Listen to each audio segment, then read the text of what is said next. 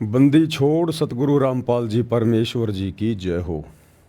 परमपिता परमात्मा सारी सृष्टि के रचनहार, कुल मालिक, असंख्य ब्रह्मांडों के स्वामी, जगत गुरु, तीनों लोकों में प्रवेश करके सबका भरण पोषण करने वाले राजाधिराज, आत्माधार, नाथों के नाथ, देवों के देव महादेव, सर्वेश्वर महेश्वर, मृत्युंजय, अजरो अमर, आदि अनादि सनातनी प्रभु, जगत पिता जगदीश्वर, श्री श्री 1008 की उपाधि के वास्तविक अधिकारी, अकाल मूरत शब्द स्वरूपी राम वासुदेव, सर्वगतम ब्रह्म, परम पूज्य, प्रथम पूज्य, परम संत, परम पुरुष, परम धनी, परम दयालु, सत्य कबीर, हक्का कबीर, अल्लाहु अकबर, बाखबर, अल्लाह ताला, जगत के तारणहार, जगत के मुक्तिदाता, जगत के जगन्नाथ, हारे के सहारे, हिंदुओं के राम, मुसलमानों के अल्लाह, सिखों के वाहिगुरु, ईसाइयों के मसीह, दया के सागर दया निधि, करुणा के सागर करुणा निधि, स्वयंभू परिभू, संकट मोचन, कष्ट हरण, मंगल करण, दुख भंजन, अविगत कबीर, निर्विकार निर्विषम परमात्मा, अलय अलेख सतगुरु, आदि अनादि सतगुरु, असली मर्यादा पुरुषोत्तम, असली राम, असली कृष्ण, असली घनश्याम, असली मुरारी, राजाओं के राजा, महाराजाओं के महाराजा, शहनशाहों के शहनशाह, सम्राटों के सम्राट, भगवानों के भगवान, अल्लाहों के अल्लाह, प्रभुओं के प्रभु, मसीहाओं के मसीह, सच्चे वाहि गुरु, बाबाओं के बाबा, पीरों के पीर, सेठों के सेठ, जगत सेठ, सावड़सा सेठ, सर्वगुण संपन्न, अनंत कोटि कलाओं के स्वामी, अनंत कोटि ब्रह्मांडों के नायक, योगियों में महायोगी, ध्यानियों में महाध्यानी, सिद्धों में परम सिद्ध, ज्ञानियों में तत्व ज्ञानी, ब्रह्म ज्ञानी, महाज्ञानी, परम ज्ञानी, सर्वश्रेष्ठ ज्ञानी, विज्ञानी, युवा कबीर, समृद्ध कबीर, असमवात, अमित ओजा, सच्चे रहनुमा, करीम अल्लाह, सुभान अल्लाह, दुनिया के अंतिम पैगंबर, 8 सितंबर 1951 से गांव धनाना, जिला सोनीपत, हरियाणा, भारतवर्ष की पावन भूमि पे प्रकट रियल कल की भगवान श्री नारायण साकार हरि, श्री बाबा साहेब नूर अनंत परमात्मा, संत श्रोमणी सतगुरु रामपाल जी परमेश्वर जी के चरण कमल में साध संगति से जुड़े हुए आप और हम सभी सत्सेवक भाई बहनों का अनंत कोटि दंडवत प्रणाम। सत्साई भाई और बहनों, दया परमपिता परमेश्वर जी की सारी सृष्टि के सर्जनहार, पालन करता, भरण पोषण करता, एकमात्र आदि अनादि परमेश्वर अल्लाहु कबीर, अल्लाहु अकबर, सतगुरु रामपाल जी परमेश्वर जी, जिनके विशेष आशीर्वाद से, शुभ आशीर्वाद से आप और हम सभी सत्सेवक भाई बहन साथ संगति से जुड़कर अपनी आत्मा के कल्याण हेतु मोक्ष मार्ग को ध्यान में रखते हुए, प्रत्येक मर्यादाओं में रहते हुए, ज्ञान को आधार बनाते हुए निरंतर दृढ़ता के साथ आगे की ओर बढ़ रहे हैं। भाई और बहनों, ये कलयुग की बिचली पीढ़ी है। एक नया भक्ति इतिहास लिखा जा रहा है, रचा जा रहा है। परमेश्वर स्वयं धरती पे प्रकट हैं, शरीर है, सतगुरु रूप में हैं। हम सब की वर्तमान में परीक्षा भी चल रही है और आने वाले समय में भाई और बहनों केवल ये भक्ति चलेगी, भक्ति से संबंधित बातें ही चलेंगी। आप जी देख रहे हैं धीरे धीरे कितना बदलाव ला रहे हैं परमात्मा सोशल मीडिया में। यूट्यूब ने तकरीबन करोड़ों की संख्या में चैनल डिलीट कर दिए हैं, जो फालतू के चैनल लोगों ने खोल खोल के छोड़ रखे हैं। करोड़ों की संख्या में यूट्यूब ने चैनलों को डिलीट कर दिया है और करने में लगा हुआ है। फेसबुक ने भी अभी तक जितने भी लोगों ने लाइव वीडियो चलाए हैं उन सभी वीडियो को फेसबुक 1 महीने का टाइम देके उनको डिलीट कर रहा है। इसी प्रकार ये परमात्मा धीरे धीरे सारी की सारी जो गंदगी जो दुनिया ने सोशल मीडिया पर फैला रखी है काल प्रेरणा से, दुनिया भर के फालतू के वीडियो, फालतू के ड्रामेबाजी, ये सब धीरे धीरे डाटा डिलीट हो जाएगा और बहुत जल्द वो युग परिवर्तन का समय आ रहा है। उसके बाद इस दुनिया में केवल धार्मिक आत्माएं रह जाएंगी, परमात्मा चाहने वाली आत्मा रहेंगी। ना कोई फालतू की वीडियो बनाएगा, ना कोई डालेगा और ना कोई देखेगा। यदि कोई वीडियो डालेगा तो अपने गुरु के सत्संगों के डालेगा या फिर ज्ञान आधार से गुरु के सत्संगों के ऊपर वीडियो बनाए जाएंगे, जैसे वर्तमान में साथ संगति के वीडियो बन रहे हैं। तो इसी प्रकार की वीडियो लोग देखेंगे और ये माहौल पूरी पृथ्वी का इस प्रकार से चेंज होगा। तो वर्तमान में ये जितने भी यूट्यूबर लोग, जितने भी राजनेता लोग, जितने भी लोग जो फालतू की वीडियो डाल रहे हैं अपनी रोजी रोटी के लिए, मान बढ़ाई के लिए, पब्लिसिटी के लिए, 2 पैसे कमाने के लिए, ये सारे वीडियो आने वाले समय में किसी के किसी काम के नहीं रहेंगे, किसी काम के नहीं है। जो दुनिया दिन रात वीडियो बनाने में लगी हुई है, डाल रही है, अश्लीलता भर रखी है पूरी, चाहे कोई कितने बड़े बड़े कोई बिजनेसमैन हैं, कोई कितना बड़ा उद्योगपति है, वीडियो बना बना के डाल रहे हैं, दुनिया को बिजनेस सिखा रहे हैं, पैसे कमाने की कला सिखा रहे हैं। राजनेता दिन रात राजनीति में सड़ रहे हैं। छोटे मोटे जो ये संगठन हैं, सामाजिक संगठन, धार्मिक संगठन, ये अपने अपने वजूद की लड़ाई लड़ रहे हैं फालतू की, पता नहीं बिना ज्ञान के। तो आने वाले समय में इनके किसी के भी वीडियो बिल्कुल काम नहीं आएंगे और दुनिया ना इनको देखेगी और धीरे धीरे यूट्यूब इनको पीछे डाल देगी, ये डिलीट हो जाएंगे। इस भक्ति इतिहास में आने वाले समय में 1000 साल तक, जब तक ये विज्ञान चलेगी, तब तक केवल सतगुरु रामपाल जी के सत्संग चलेंगे सोशल मीडिया पर, और पीछे पीछे साध संगति की वीडियो चलेंगे।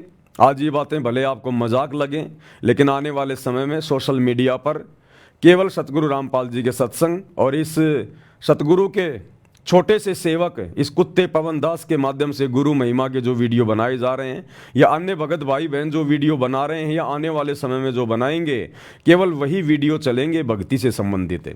और केवल इसी भक्ति से संबंधित, अन्य किसी भक्ति से संबंधित वीडियो कोई नहीं देखेगा। कोई मुसलमान धर्म का मुल्ला मौलवी बना रहा है, अन्य कोई फॉलोवर बना रहा है, कोई हिंदू धर्म वाले बना रहे हैं, जैन धर्म वाले बना रहे हैं, सिख धर्म वाले बना रहे हैं, अन्य कोई राधा स्वामी पंथ वाले, फला फला। ये आने वाले 4 से 5 साल में सबका ये किला ढह जाएगा। ये जितने भी बड़े बड़े पंथ और संत बन के बैठे हैं ना, ये सब मिट्टी में मिल जाएंगे। गुरुदेव के वचन परम सत्य हैं, अटल है। गुरुदेव ने अपने वचनों में कह रखा कि बच्चों, आने वाले समय में ये दुनिया भर के जितने भी धर्म हैं, ये सब मिलकर केवल मानव धर्म में सम्मिलित हो जाएंगे।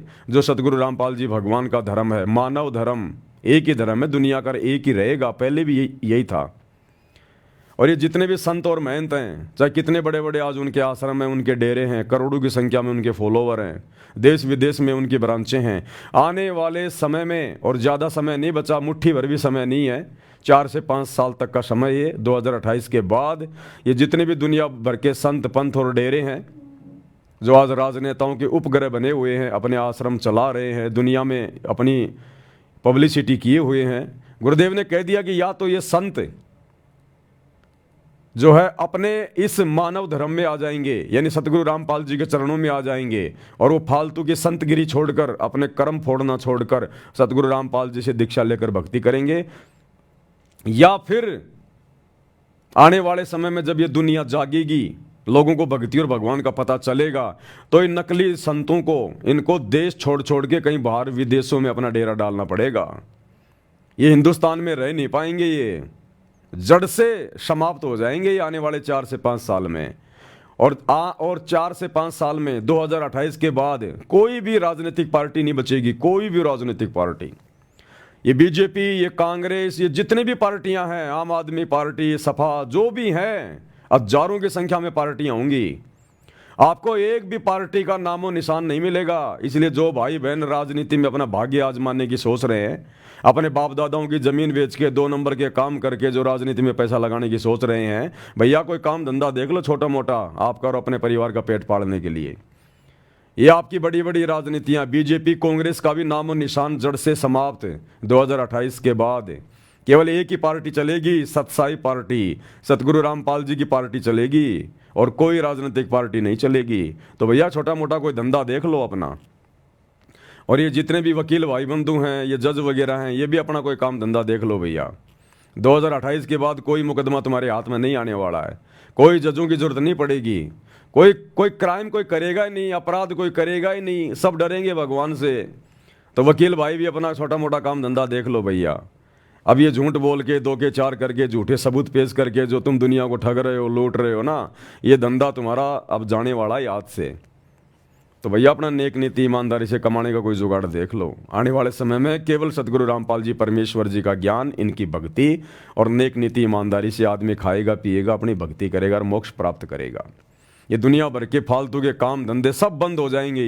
ये बड़ी बड़ी फैक्ट्रियां जो दिन रात इनमें लेबर काम कर रही है, दुनिया की भौतिक वस्तुओं की, दुनिया की भौतिक वस्तुओं की इच्छा पूर्ति के लिए, सब बंद हो जाएंगी। केवल लिमिटेड कंपनियां रहेंगी, लिमिटेड यानी बहुत ही थोड़ी संख्या में। गांव गांव में लघु उद्योग शुरू हो जाएंगे, कुटीर उद्योग शुरू हो जाएंगे, छोटे छोटे काम धंधे वापस शुरू हो जाएंगे। जैसे पहले गांव में कुम्हार मटके बनाया करता था, इसी प्रकार से वापस वो मटकों का समय आएगा। लोहार काम किया करता था। इसी प्रकार से वही समय आएगा वापस, साग सब्जियां उगाना, छोटा मोटा अपना धंधा करना। किसी की ये रुचि नहीं रहेगी मैं पढ़ा लिखा के मेरे बेटे को इंजीनियर बनाऊं, जज बनाऊं, डॉक्टर बनाऊं, कोई कुछ नहीं। सबकी इच्छा समाप्त हो जाएगी। सबको हकीकत का पता चल जाएगा कि भैया परमात्मा धरती पे आया हुआ, भक्ति करने के लिए मनुष्य जन्म मिला है। ये बन बन के डॉक्टर, जज, वकील अपने कर्म फोड़ेंगे, दुनिया के कर्म फोड़ेंगे, कोई फायदा नहीं है। बच्चों को 8वीं 10वीं पढ़ाओ, गुरुजी का तीनों समय की आरती कर लें, सत्संग सुन लें, छोटा मोटा अपना लिखा पढ़ी कर लें। इससे ज़्यादा ना अपने बच्चों को कोई पढ़ाएगा और ना कोई पढ़ेगा, और ना नौकरी के लिए कोई पढ़ेगा, ना अपने बच्चों को पढ़ाएगा आने वाले समय में, जब सबको हकीकत का पता चलेगा, भक्ति का पता चलेगा। तो छोटे छोटे काम धंधे, वही अपनी खेती बाड़ी, वही अपना पशुधन वापस शुरू हो जाएगा। और बहुत सीमित, बिल्कुल आज जिस व्यक्ति का महीने का खर्चा 20,000 का है, 2028 के बाद में 2,000 रुपये में पूरा परिवार आराम से रहा करेगा। कोई भागदौड़ नहीं होगी, बैल और गधे की तरह कमाने की जरूरत नहीं होगी। ज़्यादा समय जो आज धन इकट्ठा करने में, 2 पैसे कमाने में, दुनिया में दिखावा करने में, बड़ा मकान बनाने में, बड़ी गाड़ी लाने में, बड़ा बिजनेस सेट करने में, बच्चे को विदेश भेजने में, जो दुनिया बैल और गधे की तरह कमा रही है, अपने कर्म फोड़ रही है, आने वाले समय में ये सब झंझट समाप्त हो जाएंगे। सब बैठ के भक्ति करेंगे भगवान की। विदेशों के लोग भी हिंदुस्तान में आके सेट हो जाएंगे। हिंदुस्तान में आके, जैसे हजारों साल पहले विदेश के लोग नालंदा विश्वविद्यालय में आके अपनी पढ़ाई किया करते थे, इसी प्रकार अब विदेश के लोग भारत में आके सेट हो जाएंगे, अपनी भक्ति करेंगे और मोक्ष करवाएंगे अब वो। और भारत विश्व गुरु बनेगा, विश्व गुरु। ये सतगुरु रामपाल जी परमेश्वर बनाएंगे विश्व गुरु, और किसी की औकात नहीं है विश्व गुरु बनाने की। इन राजनेताओं ने तो बना दिया विश्व गुरु, देश को गृह युद्ध के मुहाने पे लाके छोड़ दिया। इन बड़े बड़े नेताओं ने तो बना दिया जो है मतलब विश्व गुरु। आज पूरी दुनिया बारूद के ढेर पे बैठी है, कब ये बम फट जाए कोई भरोसा नहीं है। इस विज्ञान ने तो केवल विनाश का सामान तैयार किया, विनाश का। दुनिया को ये विज्ञान, ये पतन की ओर लेके गई है। अब इस विज्ञान का भी सदुपयोग होगा।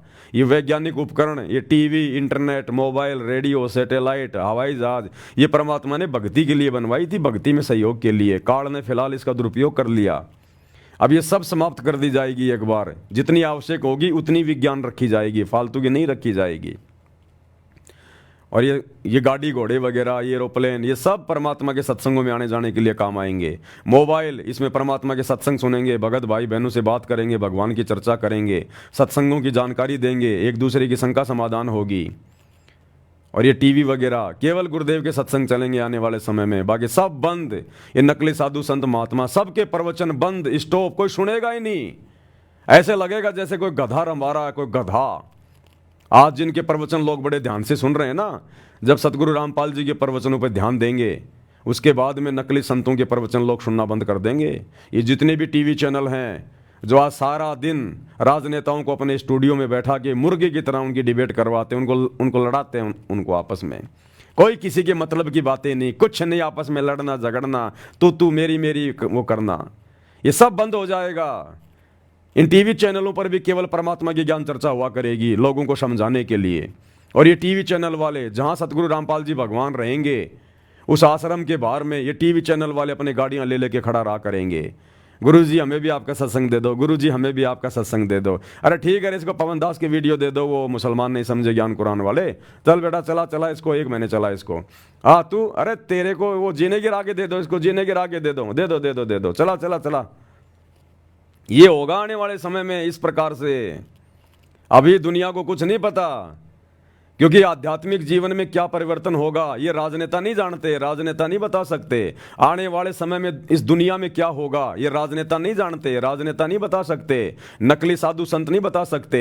ये केवल सच्चे परमात्मा को पता है, या सच्चे परमात्मा के जो सच्चे भगत होते हैं उनको ज्ञान आधार से परमात्मा प्रेरणा करता है, फिर वो भगत ये बातें बताते हैं। बाकी पूरी दुनिया तो काल की गोद में सो रही है, उनको पता ही नहीं एक सेकंड बाद में क्या हो जाएगा, तो ये नहीं बता सकते। इसीलिए तो काल सबकी आंखें बंद रखता है, इसीलिए तो काल ने सबकी आंखें बंद कर रखी है। कुछ नहीं होगा, ऐसे खाएंगे पिएंगे मौज करेंगे, दुनिया ऐसे चलती आई ऐसे चलती रहेगी। अब दाने दाने के लिए रोगे, दाने दाने के लिए दाने दाने के लिए जो आज बकवाद कर रहे हैं, इस परमात्मा सतगुरु रामपाल जी भगवान के द्वारा मनुष्यों को सद्बुद्धि दे के जो ये वैज्ञानिक चीज़ें बनवाई गई हैं, ये गाड़ी घोड़े इंटरनेट रेडियो टीवी मोबाइल हवाई जहाज, जो लोग आज इनका दुरुपयोग कर रहे हैं फालतू में घूमने में फिरने में, दुनिया भर की रैलियों में, राजनीति में, कल को इन लोगों को घरों में बैठना पड़ेगा, इनके गाड़ियों में जर लगेगी, डीजल के पैसे नहीं होंगे इनके पास में, दाने दाने के लिए रोएंगे ये लोग। वो समय आएगा, फिर ये भीख मांगेंगे सतगुरु रामपाल जी भगवान से, ये भगवान हमें बचा लो, ये भगवान हमें बचा लो। फिर ये गाड़ी घोड़े, फिर ये प्रॉपर्टी के कामों में कोई यूज नहीं लेगा। चलो जी आपको मैं मेरा प्लॉट दिखा के लाता हूँ, ये करता हूँ, हाँ जी वहाँ पर बहुत अच्छी सोसाइटी है, लोग ये कहेंगे चलो जी आज वहाँ सत्संग है, बहुत अच्छी ज्ञान चर्चा होगी, वहाँ चलेंगे आज। तो इन वैज्ञानिक उपकरणों का अब सदुपयोग होगा, ये परमात्मा सतगुरु रामपाल जी भगवान करवाएगा। तो भैया दुनिया वाले समझे ना समझे, दुनिया तो अपनी कमर तोड़वा के समझती है हमेशा, लेकिन जो भगत भाई बहन है वो दृढ़ हो जाएं और अपने गुरुदेव भगवान की भक्ति में दृढ़ हो जाएं और मर्यादाओं के लिए दृढ़ हो जाएं। ये आने वाले समय युग परिवर्तन का समय है, और जब जब युग परिवर्तन होता है, जब दो युगों की टक्कर होती है तो भयंकर महाविनाश होती है, भयंकर महाविनाश। और ये महाविनाश के मुहाने पे पूरी दुनिया खड़ी है। 2025 चल रही है, धीरे धीरे परिस्थितियां आपके सामने उत्पन्न हो रही है, किस प्रकार से भारत देश में गृह युद्ध की स्थिति बन रही है। और नास्ट्रेडमस ने भविष्यवाणी कर रखी है मेरे भाई, भारत देश के 16 से ज़्यादा राज्यों में राष्ट्रपति शासन लागू हो जाएगा 2028 से पहले पहले। तो सोचो, भारत तो सबसे ज़्यादा शांति प्रिय देश है, जब भारत की स्थिति ये होने वाली है तो बाकी देशों का क्या होगा, विदेशों का क्या होगा। भविष्य मालिका के अनुसार इस युग परिवर्तन के बाद में पूरे विश्व की पॉपुलेशन केवल 64 करोड़ रह जाएगी, 64 करोड़। जहां आज पूरे विश्व की जनसंख्या 8 अरब है, 800 करोड़, केवल 64 करोड़ पूरी दुनिया की आबादी रहेगी। उसमें आधी आबादी 34-35 करोड़ केवल भारत की रहेगी। और भाइयों और बहनों, ये होगा, इसमें कोई संशय नहीं है, क्योंकि भगवान जोर जबरदस्ती करेगा नहीं। कबीर परमेश्वर का काल के साथ एग्रीमेंट है, जबरदस्ती भगवान किसी को भक्ति पे लगाएगा नहीं, और अपने आप ये दुनिया भक्ति पे लग नहीं रही। भगवान ने भी अंत में हार मान के कि ठीक है भैया 20 साल तक मैंने खूब ज्ञान दे लिया, जिसने समझना होगा समझने लेगा, अब मैं जाता हूँ आराम से आराम करूँगा। परमात्मा जाके हिसार जेल में बैठ गए कि अब काल इनकी कमर तोड़ेगा, तब इनको भगवान की याद आएगी। तो ज्ञान से दुनिया नहीं समझ रही है, ज्ञान से जिन्होंने समझना था वो समझ चुके हैं। सन 1994 से 2014 तक सतगुरु रामपाल जी ने ज्ञान देकर समझाया। 20 साल कम नहीं होती है, 20 साल तक अगर आप गधे को भी गीता पढ़ाओ वो भी बैकुंठ जाने को तैयार हो जाए। ये कलयुगी इंसान नहीं समझ पा रहा, तो भगवान ने भी अंत में जेल में जाके बैठना ही अपना उचित समझा कि ठीक है भैया, अब जैसे जिनके भाग्य जैसे जिनके कर्म, जब ये कर्मों के ये लट पड़ेंगे अपने आप सीधे हो जाएंगे। तो दुनिया ज्ञान से नहीं मानी, अब दुनिया मानेगी काल की मार से। तो अब युग परिवर्तन का दौर शुरू हो चुका है। बहुत सारे भविष्य वक्ता बता रहे हैं, ज्योतिष वगैरह बता रहे हैं, ये 29 मार्च के बाद में क्या 9-10 घरों की क्या युक्ति फुक्ति बन रही है, ये जाने, हम तो जानते नहीं। लेकिन जो भी है, हम तो हमारे गुरुदेव भगवान के अनुसार बोलते हैं। हमें जो महसूस होता है, जो आगे क्या समय आने वाला है, भगवान धरती पे है और दुनिया भगवान के साथ में बेअदबी कर रही है। 10 साल से भगवान को जेल में बैठा रखा है, तो दुनिया ने तो अपने पैर पे वैसे मार ली कुल्हाड़ी। तो दुनिया के साथ तो वो बनेगी जो आज से पहले नहीं बनी। तब कहीं जाकर दुनिया सतगुरु रामपाल जी को परमात्मा के रूप में स्वीकार करेगी, उनके चरणों में नाक रगड़ेगी। ऐसे कोई भगवान मानने वाला नहीं है यहाँ पर। लातों के भूत कभी बातों से नहीं मानते। तो अब इस दुनिया को लात पड़ेगी काल की, शैतान की, तब मानेगी ये दुनिया। तो सौभाग्य है आप और हम सभी आत्माओं का, जो समय रहते गुरुदेव भगवान ने हमारी बुद्धि ऑन कर दी, और हमारे कोई पिछले कोई संस्कार, कोई भक्ति के ऐसे संस्कार जिससे हमें ये सारी बातें समझ में आ गई, और हमने समस्त बुराइयों से, विषय विकारों से मुंह मोड़ लिया और गुरुदेव भगवान के सत भक्ति को अपना लिया। यही सत भक्ति आने वाले युग परिवर्तन के समय में एकमात्र भक्तों के बचाव का कारण बनेगी। तो आप और हमारा परम सौभाग्य, हम इसी प्रकार मर्यादा में रह के गुरुदेव भगवान की भक्ति में लगे रहें, और सौ शुक्रिया अदा अपने गुरुदेव भगवान का हम करते रहें कि परमेश्वर आपने हमें अपनी पनाह में लिया, अपनी शरण में लिया, अपने चरणों में लिया। ये परमेश्वर इसी प्रकार हमारे ऊपर रजा बना के रखिए और हमें निरंतर भक्ति मार्ग पर आगे की ओर बढ़ाइएगा। तो भाई और बहनों, विशेष संदेश जो विशेष आत्माओं के लिए हिसार जेल से गुरुदेव भगवान भेज रहे हैं, उन विशेष संदेशों के ऊपर चर्चा चल रही है। इसी कड़ी में आज विशेष संदेश नंबर 13 का पार्ट नंबर 3 है। आज गुरुदेव भगवान में क्या कुछ बता रहे हैं, सतलोक के विषय में परमात्मा बता रहे हैं। मन तू चल रहे सुख के सागर, जहाँ शब्द सिंधु रत्नागर, यानी उस सतलोक में, अमरलोक में, सचखंड में कितना सुख है वहाँ पर, कितने ठाट बाट हैं, कितने विलास हैं वहाँ पर। यहाँ पर केवल सुख का नाम नाम है, किस ब्रह्मांड में सुख नाम की चीज नहीं है। तन दर सुखिया कोई न देखा, जो देखा सो दुखिया हो। उदय अस्त की बात करे, मैंने सबका किया विवेका हो। और गुरुदेव ने कह दिया भैया ये ब्रह्मा विष्णु महेश भी दुखी हैं, यहाँ का राजा भी दुखी, महाराजा भी दुखी, फिर आम प्राणी यहाँ कैसे सुखी रह सकता है? सुख यहाँ है ही नहीं। आदमी आगे से आगे भटकता रहता है। आज कोई पैदल चल रहा है, दूसरा साइकिल पर चल रहा है, उसको देखकर सोचता है साइकिल आ जाए तो मेरा काम बहुत आसान हो जाए, मुझे काम पर मजदूरी में आने जाने में आसानी होगी। उसकी इच्छा बन जाती है कि साइकिल आ गई तो सुख हो जाएगा। जैसे तैसे करके वो साइकिल ले आया, फिर सोचता है यार मोटरसाइकिल हो जाए तो बहुत अच्छा हो जाए, साइकिल में थोड़ा टाइम भी लगता है, पसीने भी आते हैं, मेहनत भी करनी पड़ती है। जैसे तैसे मोटरसाइकिल भी आ गई, कुछ दिनों बाद सोचेगा 4 व्हीलर छोटी मोटी गाड़ी आ जाती तो वो अच्छा होता। मोटरसाइकिल में तो गर्मी सर्दी बरसात में कोई बचाव नहीं हो पाता, पुलिये के नीचे खड़ा होना पड़ता है, जब बारिश आती है तब गर्मी में गर्मी लगती है। इंसान की इच्छाओं का अंत नहीं है। फिर वो गाड़ी भी आ गई। अब गाड़ी आने के बाद में सोचेगा हो गाड़ी तो आ गई, बहुत अच्छा हुआ, अब छोटा मोटा कोई सरपंच को चुनाव लड़ लूं, नहीं तो फिर गाड़ी क्या काम की, घर पे खड़ी रहती है। वो सरपंच का चुनाव भी लड़ लेता है। सरपंच बनने के बाद जब बड़े बड़े नेताओं की तरफ देखता है, अरे यार एमएलए बनो ना तब बात बने, और जैसे तैसे एमएलए भी बन जाता है। एमएलए बनने के बाद सोचता है कि अब मैं मुख्यमंत्री बनूं तब बात बने, वो भाई मुख्यमंत्री भी बन जाता है। मुख्यमंत्री बनने के बाद सोचता प्रधानमंत्री बनूं मैं, तब जाकर पूरी चौधर पूरा ठाट बाट पूरे देश का ठेकेदार बनूं मैं।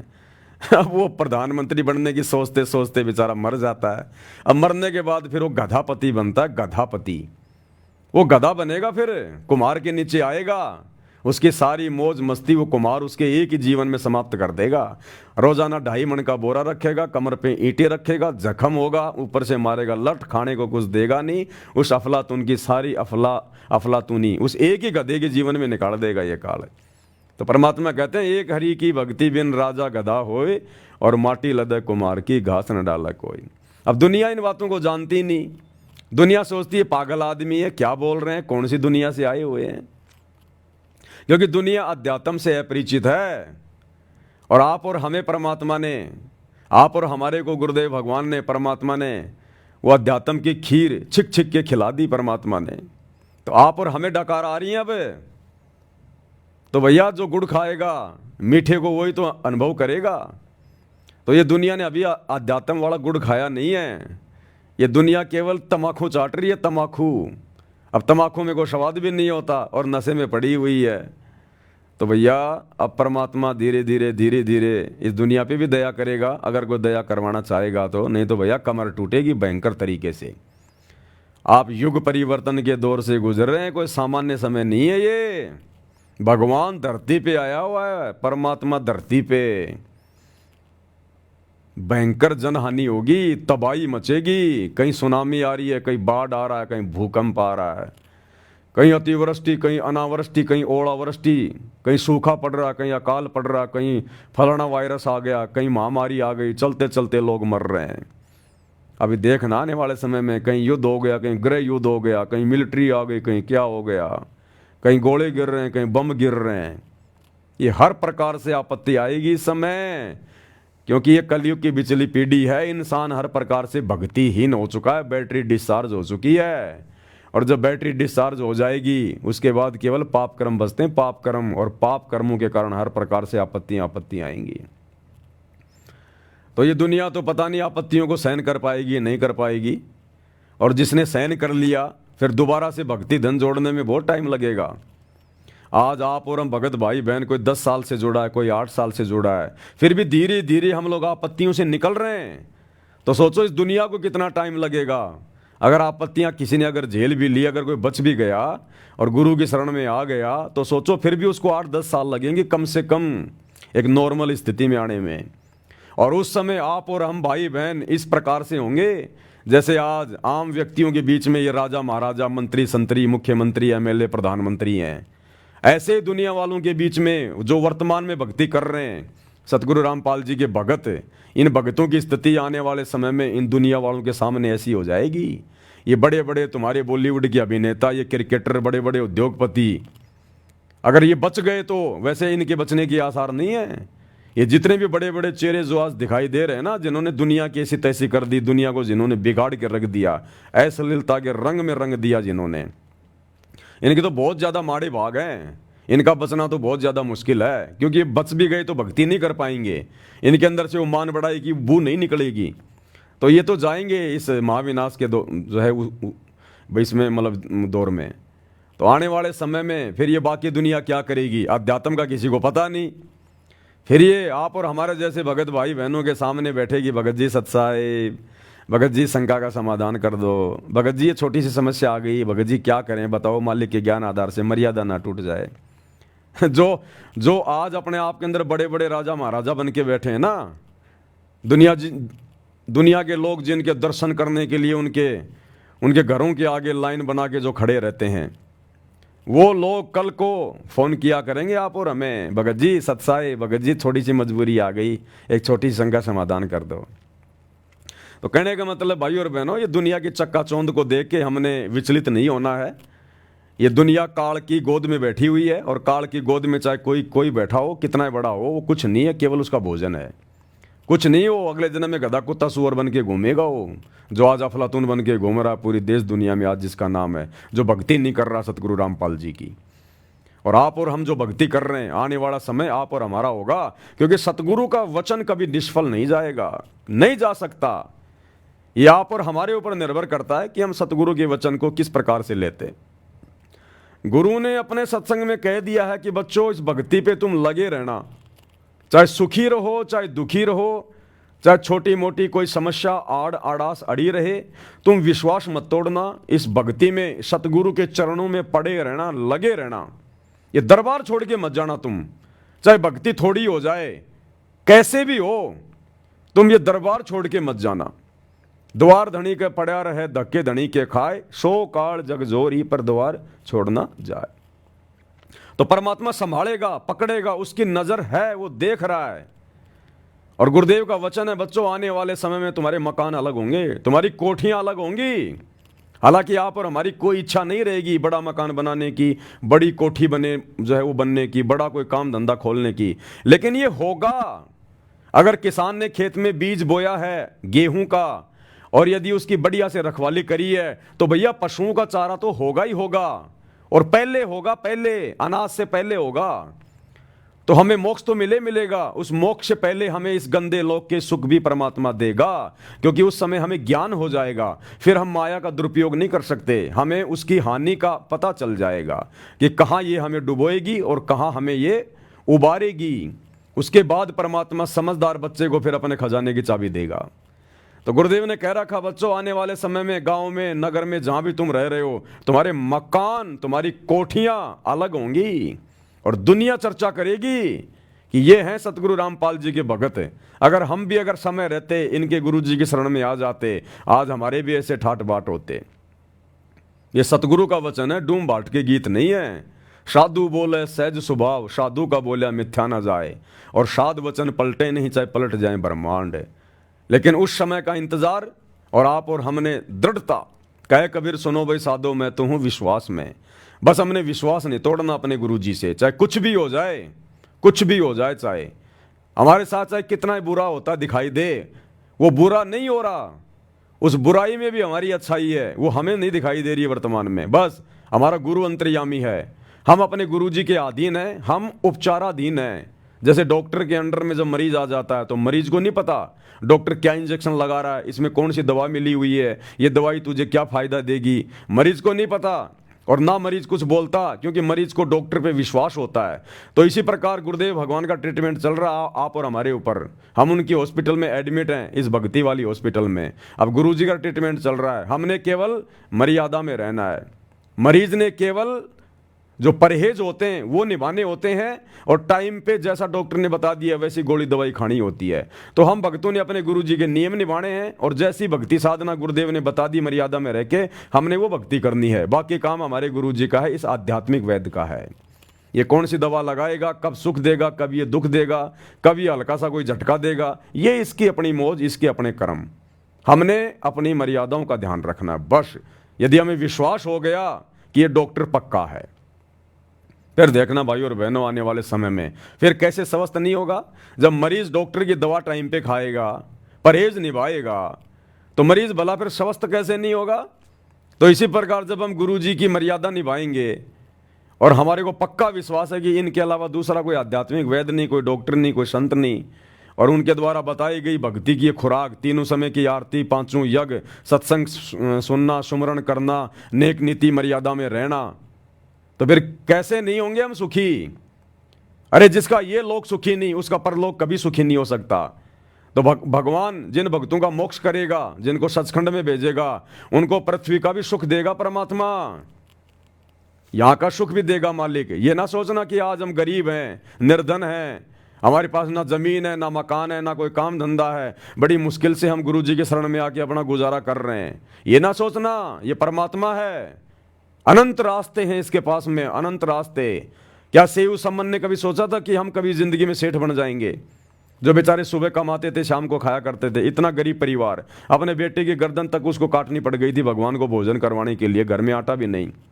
क्या उसने कभी सोचा था सम्मन ने कि मैं दिल्ली का 1 नंबर का सेठ भी बन जाऊंगा?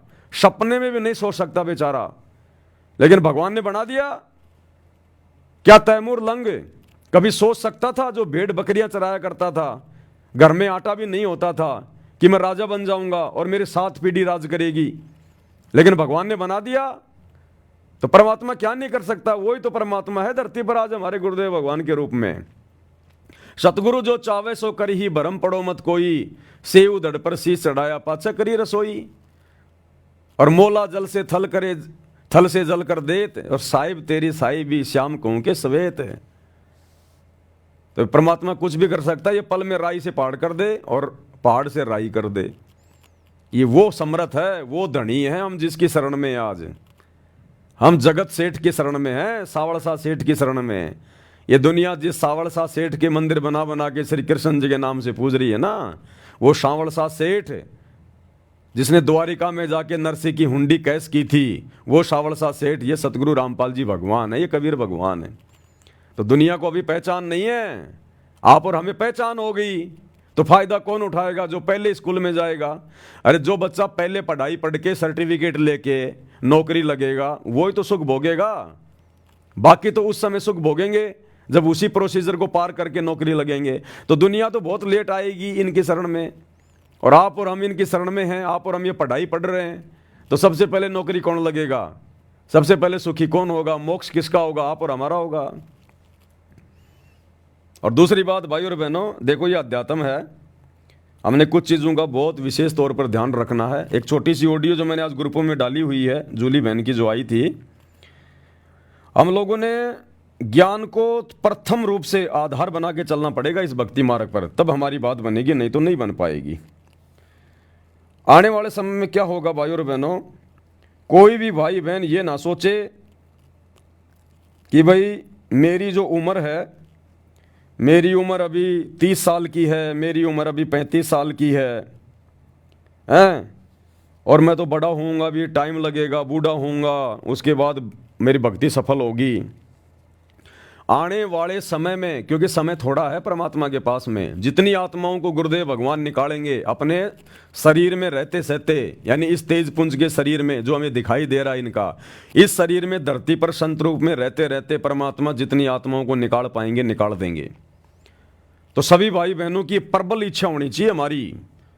ये तो हमने कभी सौपन में भी नहीं सोचना, चाहे आप कैसी भक्ति कर रहे हैं, कितनी मर्यादा में कुछ भी हैं आप, लेकिन ये आपने जिंदगी में नहीं सोचना, चाहे आपकी 70 साल की उम्र हो रही है, 80 साल की उम्र हो रही है, हमने ये नहीं सोचना कि भगवान इस जन्म में नहीं तो अगले जन्म में तो पार हो ही जाऊंगा। ये सबसे बड़ी गलती होगी हमारी, सबसे बड़ी गलती। इसका मतलब हम अपने गुरु जी पर विश्वास नहीं कर रहे। अरे सतगुरु जो चाहे सो कर दे, अगर भक्ति की इच्छा होगी भगवान उम्र बढ़ा देगा। रामानंद की, पंडित रामानंद जी की 650 साल पहले परमात्मा ने उम्र बढ़ा दी थी, उसको चिंता हो गई थी। जब वो 124 साल का था, 104 साल का या वो कितना था, तब उसको परमात्मा मिले 5 साल की उम्र में। उसको फिर टेंशन हो गई कि जो भक्ति में कर रहा था ये तो 2 आने की भी नहीं, अब मेरी उम्र बची नहीं तो मेरा मोक्ष कैसे होगा। तो उसकी चिंता को देखकर भगवान ने 150 साल की उम्र दी उसको, पंडित रामानंद जी को, कि तेरे भाग्य में उम्र नहीं है, तेरी मौत तो उसी दिन होनी थी जिस दिन सिकंदर लोदी ने तेरी गर्दन काट दी थी, वो तेरा लास्ट दिन था। अब आगे का जीवन मैं दे रहा हूं तेरे को भक्ति के लिए। तो परमात्मा ने 150 साल की उम्र दे दी उसको। तो वर्तमान में कोई भाई बहन अगर 80 साल का भी हो रहा है ना, तो ये मत सोचना कि इस जन्म में नहीं तो अगले जन्म में तो पार हो ही जाऊंगा। ये अगला जन्म हमारी डिक्शनरी से हटा देना चाहिए हमने, ये दिमाग में नहीं आना चाहिए अगला जन्म, नहीं, बिल्कुल नहीं। वो भगवान की मौज है, वो गुरु की मौज है, अगला जन्म दे ना दे, लेकिन हमने नहीं सोचना बिल्कुल भी। और दूसरी बात, भले आपकी 30 साल की उम्र है, चाहे 40 साल की उम्र है, चाहे आपकी 50 साल की उम्र है, हमने सुबह उठते ही सबसे पहले भगवान से यह अरदास करनी है, परमात्मा पीछा छुड़ाओ। अगर आज भी आप सतलोक के लिए अगर मुझे लेकर जाना चाहोगे ना गुरुदेव, यदि आप आज और अभी इसी समय अगर आप मेरे सामने प्रकट होकर कहो बच्चों चलो बैठो विमान में, ए गुरुदेव मैं उसी समय आपके साथ चलने को तैयार हूं। हमने इस कदर तैयार रहना इस संसार से पीछा छुड़वा के कि भगवान जब तक हूं तब तक तेरी नौकरी कर रहा हूं, तेरे बच्चों का पेट भर रहा हूं, तब तक मैं अपनी जिम्मेदारियां निभा रहा हूं, काम धंधा कर रहा हूं, बाकी मेरी इस गंदे लोक में रुकने की, रहने की, जीने की कोई इच्छा नहीं है। हमने इस कदर अब तैयार हो जाना चाहिए इस गंदे लोक के दुखों को देख के, भगवान के मिशन को समझ के। रोज हमने ये सोचना है कि बस आज मेरा अंतिम दिन, आज मेरा अंतिम दिन। ये प्लानिंग मत बनाओ, भक्तों के मन में ये प्लानिंग नहीं होनी चाहिए कि 2 साल बाद एक मकान बनाऊंगा, ये प्लानिंग नहीं होनी चाहिए भगत के मन में। क्या पता भगवान आपको 1 महीने के बाद सतलोक ले जाने की सोच रहा है और तुम उधर 2 साल बाद में मकान बनाने की सोच रहे हो, तो भैया काल के साथ एग्रीमेंट है, भगवान जबरदस्ती नहीं करेगा। भगवान 1 महीने की आपकी टिकट को कैंसिल कर देगा कि देखते हैं भैया अभी तो हमारा भगत ही 2 साल की सोच रहा है, अभी तो हमारा भगत ही ये सोच रहा है कि 2 साल बाद जाऊंगा, तो जब तक ये तैयार नहीं होगा मैं कैसे लेके जाऊंगा। क्या कहते हैं गुरुदेव बार बार कि बच्चों तुम अपनी इच्छा से आए थे, अपनी इच्छा से जाओगे, मैं जबरदस्ती नहीं करूंगा। ना मैंने सतलोक में जबरदस्ती करी कि तुम काल के साथ जाओ, तुम्हारी इच्छा बनी तो तुम इसके साथ आ गए, मैंने भेज दिया। अब ना मैं यहां जबरदस्ती करूंगा कि चलो सतलोक चलो सतलोक, ना तुम्हारा हाथ पकड़ के ले जाऊंगा। जब तुम खुद अपनी इच्छा से सतलोक जाने के लिए तैयार होगे उस दिन लेके जाऊंगा। तो ये आप और हमारी इच्छा पे निर्भर है भाई और बहनों, इतना ज्ञान देने के बाद में आप और हमारी इच्छा के ऊपर है ये। तो हमने ये मन में प्लानिंग नहीं करनी यदि हम भगत हैं तो, और अगर हमें ज्ञान समझ में आ गया और मोक्ष चाहते हैं तो, कि 2 साल बाद में वहां पर जो मेरा प्लाट खाली पड़ा है ना उसमें एक मकान बनाऊंगा। तो गई तेरी 2 साल तो हो गई तेरी बर्बाद। क्या पता तेरा गुरु तेरे को 2 महीने बाद सतलोक ले जाने की सोच रहा था और नालायक तूने अपने पैर पे मार ली वो कुल्हाड़ी कि 2 साल बाद तो मैं प्लाट बनाऊंगा। वो प्लाट बनने के बाद फिर सोचेगा 2 साल तो इसमें रहूंगा आराम से, हैं, फिर आने वाले 2 साल में हो जाएगा तेरे पोता, फिर सोचेगा 6-7 साल तो पोता खिलाऊंगा भी, तो यही रह जाएगा फिर। तो भगत ने प्लानिंग नहीं करनी, 2 टाइम की रोटी परमात्मा दे रहा है, बस उसी में संतुष्ट रहना हमें। आपने प्लानिंग नहीं करनी कि मेरे खेत के पास में से रिंग रोड निकल गई, अरे हाईवे बन गया, जमीनों के भाव बढ़ गए, वहां मैं 2 साल बाद में एक ढाबा खोलूंगा, गाड़ियां रुकेंगी, लोग खाना खाएंगे, घर में पैसे आएंगे, गया काम से। प्लानिंग नहीं करनी, किसी चीज की प्लानिंग नहीं करनी हमने। अगर हमने प्लानिंग करनी है तो सतलोक जाने की करनी है कि कब गुरुजी आएंगे, कब गुरुजी आएंगे, मेरे अंदर क्या कमी रह गई जो परमात्मा अभी तक लेने नहीं आ रहे, क्या कमी रह गई मुझे। अपनी कमियों को देखो, अपनी कमजोरियों को देखो, अपनी भक्ति को बढ़ाओ, गुरुजी को प्रसन्न करने के तौर तरीके अपनाओ सतलोक जाने के लिए। और प्रतिदिन हमने ये सोचना कि मैं त्रिकुटी पे खड़ा हूं, त्रिकुटी पे। यदि किसी भाई बहन को यह पता चल जाए कि मैं त्रिकुटी पे खड़ा हूं और आज मेरी फाइनल परीक्षा है और काल हर प्रकार से किसी सुंदर औरत को भेज के, किसी सुंदर युवा जो पुरुष को भेज के, या कोई धन दौलत का लालच देके, या ब्रह्मा विष्णु महेश बनाने का, उनके लोक में कोई देव का कोई पद देने का लालच मुझे दिया जाएगा आज। क्योंकि गुरुजी सत्संग में बताया करते थे कि बच्चों तुम्हारा जो असली खेल है ना वो त्रिकुटी पे शुरू होगा। हमें गुरुदेव बताया करते थे कि बच्चों धरती पे ये काल कुछ नहीं कहेगा, तुम्हें कुछ नहीं कहेगा, ये इस पृथ्वी लोक पर तो जैसा तुम्हारा कर्म है उसी अनुसार तुम्हारे को अच्छा बुरा मिलेगा। ये इस पृथ्वी लोक पर तो जीव को छेड़ता भी नहीं है। इस काल का असली खेल शुरू होता है जब हम त्रिकुटी पर पहुंच जाते हैं, वहां ये अपना दाव खेलेगा। उससे नीचे ये कुछ नहीं कहता ये काल। उससे नीचे तो जैसे तेरे कर्म है वैसा ही तेरे को मिलेगा। तो प्रतिदिन हमने ये सोचना कि आज मैं त्रिकुटी पे खड़ा हूं, मेरा फाइनल डे है आज मेरी परीक्षा का दिन है। और परीक्षा के दिन में, जिस दिन बच्चे की परीक्षा होती है, अगर उसका जीजा भी आ जाए, उसका फूफा भी आ जाए, उसका कोई अच्छे से अच्छा कोई यार दोस्त मित्र कहे कि चल आज घूमने चलते हैं, अरे गाड़ी मेरे पास में, पैसे मेरे पास में हैं, तेरे को पैसे खर्च करने की जरूरत नहीं है, अरे कोई बात नहीं मैं लेके चलता हूं तेरे को फ्री में, चल आज घूमने चलते हैं, वो बच्चा कहीं नहीं जाएगा। उसको पता कि आज तेरी परीक्षा है, अगर आज तू परीक्षा में नहीं गया, फेल हो गया, तेरा 1 साल बर्बाद होगा। तो भगत को ये डर होना चाहिए कि आज मैं त्रिकुटी पे खड़ा हूं, मेरा हर दिन ये त्रिकुटी का दिन है, और अगर मैं फेल हो गया मेरा एक जीवन जाएगा, एक जीवन पूरा। तो ये सोचकर, इतना भयभीत होकर हमने अपने हर दिन को त्रिकुटी पे खड़ा हुआ मानकर इस भक्ति मार्ग पे आगे बढ़ना है कि भगवान मेरी कहीं से भी आज मेरी परीक्षा हो सकती है। अगर मैं घर से बाहर निकल गया ना काम धंधे के लिए, कोई भी काम करता आदमी, तो ये सोच के घर से निकलना है कि आज मेरा फाइनल डे है, मैं त्रिकुटी पे खड़ा हूं। और काल किसी न किसी प्रकार से, चाहे किसी से मेरा लड़ाई झगड़ा करवाएगा, मनमुटाव करवाएगा, कोई लड़की आएगी बोलेगी मेरे से फ्रेंडशिप करोगे क्या, मेरे से चैटिंग करोगे क्या, मेरे से शादी करोगे क्या, पता नहीं क्या क्या ड्रामेबाजी, कुछ भी हो सकता है।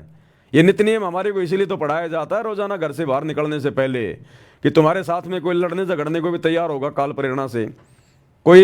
कोई अच्छी मंदी बात भी तुम्हें कहेगा, कोई लड़की भी टकराएगी, कोई लड़का भी टकराएगा, कोई लोभ लालच की बातें भी होंगी, रिश्वत की बातें भी होंगी, 2 के 4 कमाने की बातें होंगी। तो तुम लोगों ने किस प्रकार से अपने जीवन को टैकल करना है, अपने पूरे दिन को तुमने सुचारू रखना है। तो गुरुजी सुबह सुबह हमारे को नित्य नियम पढ़ा के, इसीलिए तो हमारे को घर से बाहर भेजते हैं कि बच्चों तुम नित्य नियम को ध्यान में रखना, इसमें तुम्हारे को आदेश दे दिए गए तुमने क्या करना है। तो इस प्रकार भाइयों और बहनों, हमारा हर दिन ये होना चाहिए कि मैं त्रिकुटी पे खड़ा हूं, तब हम भक्ति पे सफल हो सकते हैं, नहीं तो नहीं होंगे हम यहाँ पर। हम 5 साल आगे की हम लोग ये प्लानिंग करके बैठे हुए हैं, 5 साल आगे की हम प्लानिंग करके बैठे हैं, तो भगवान कैसे ले जाएगा हमें? हमारी इच्छा ही नहीं अभी तो हमारी यहीं पे वो प्लानिंग की इच्छा है। तो भगत ने कोई प्लानिंग, कोई विचार ऐसा करना ही नहीं चाहिए हमारे को इस काललोक में। प्लानिंग भी करो तो भक्ति की करो कि भक्ति मेरी ज़्यादा से ज़्यादा कैसे बढ़े, मैं क्या करूं, मेरे गुरुजी कैसे मेरे से प्रसन्न हो।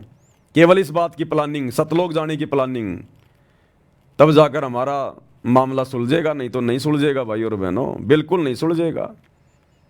जिस समय हम सतलोक से यहां आने के लिए तैयार हुए थे, कितने उमंग में थे, और उस समय हमारा भगवान, हमारा गुरु कबीर भगवान हमें कह रहा है बच्चों रहने दो, दुखी हो जाओगे, बच्चों दुखी हो जाओगे, रहने दो, तुम्हें किस बात की कमी है।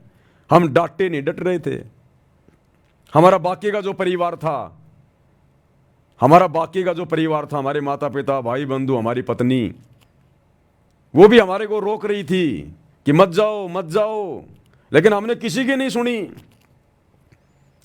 नहीं सुनी हमने, और हम काल के साथ में आ गए। इस कदर हमने तैयार होना पड़ेगा, यहां हम किसी की नहीं सुनेंगे अब, किसी की भी, चाहे कोई कितना बड़ा हमारे को कोई पद दे, चाहे कोई कितना बड़ा हमारे को धन दे।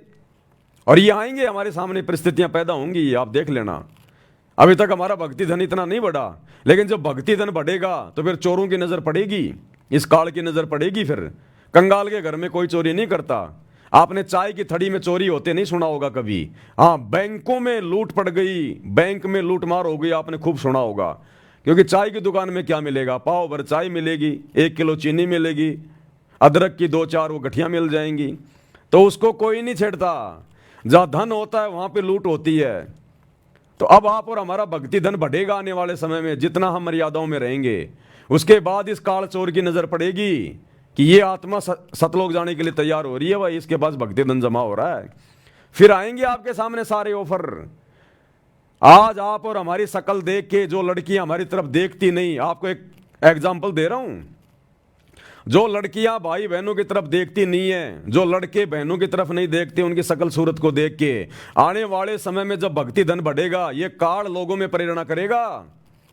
आपके साथ में नजदीकियां बढ़ाएंगे, मित्रता करेंगे, फ्रेंडशिप करेंगे, शारीरिक संबंध बनाने की सोचेंगे वो लोग। आप सोचोगे यार मेरे अंदर ऐसा कुछ है ही नहीं, मैं तो काला कलूटा सा आदमी, बुंडा सा आदमी है ना, मैं ऐसा कुछ को धनवान आदमी, और मेरे साथ में ये नजदीकियां क्यों बढ़ा रहे हैं? वो काल बढ़वा रहा है तुम्हारा भक्ति धन चुरवाने के लिए, तुम्हारी मर्यादा तुड़वाने के लिए।